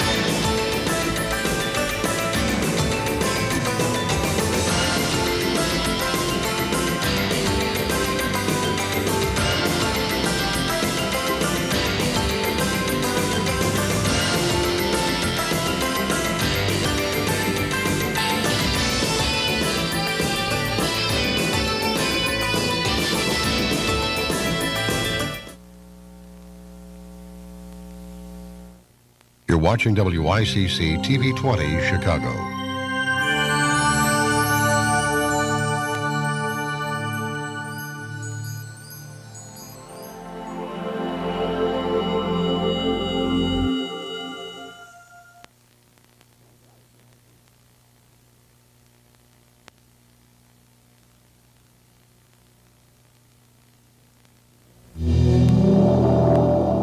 BBC World News is brought to you by WLIW New York. Funding of this presentation has been provided by the Freeman Foundation of New York and Stowe, Vermont, and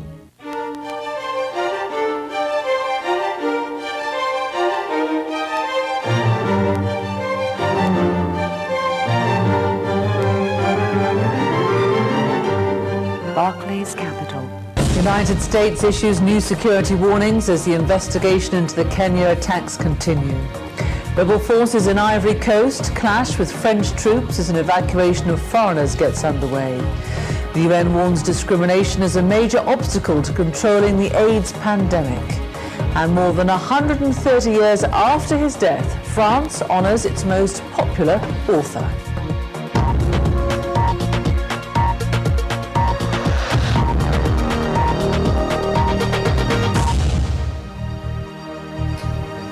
You're watching BBC News with me, Susan Osman. The United States and Britain have issued new security warnings following the attacks against Israeli targets in Kenya on Thursday, in which 16 people died. The US said it had received information that similar attacks might occur in Djibouti in the Horn of Africa. Police are still questioning 10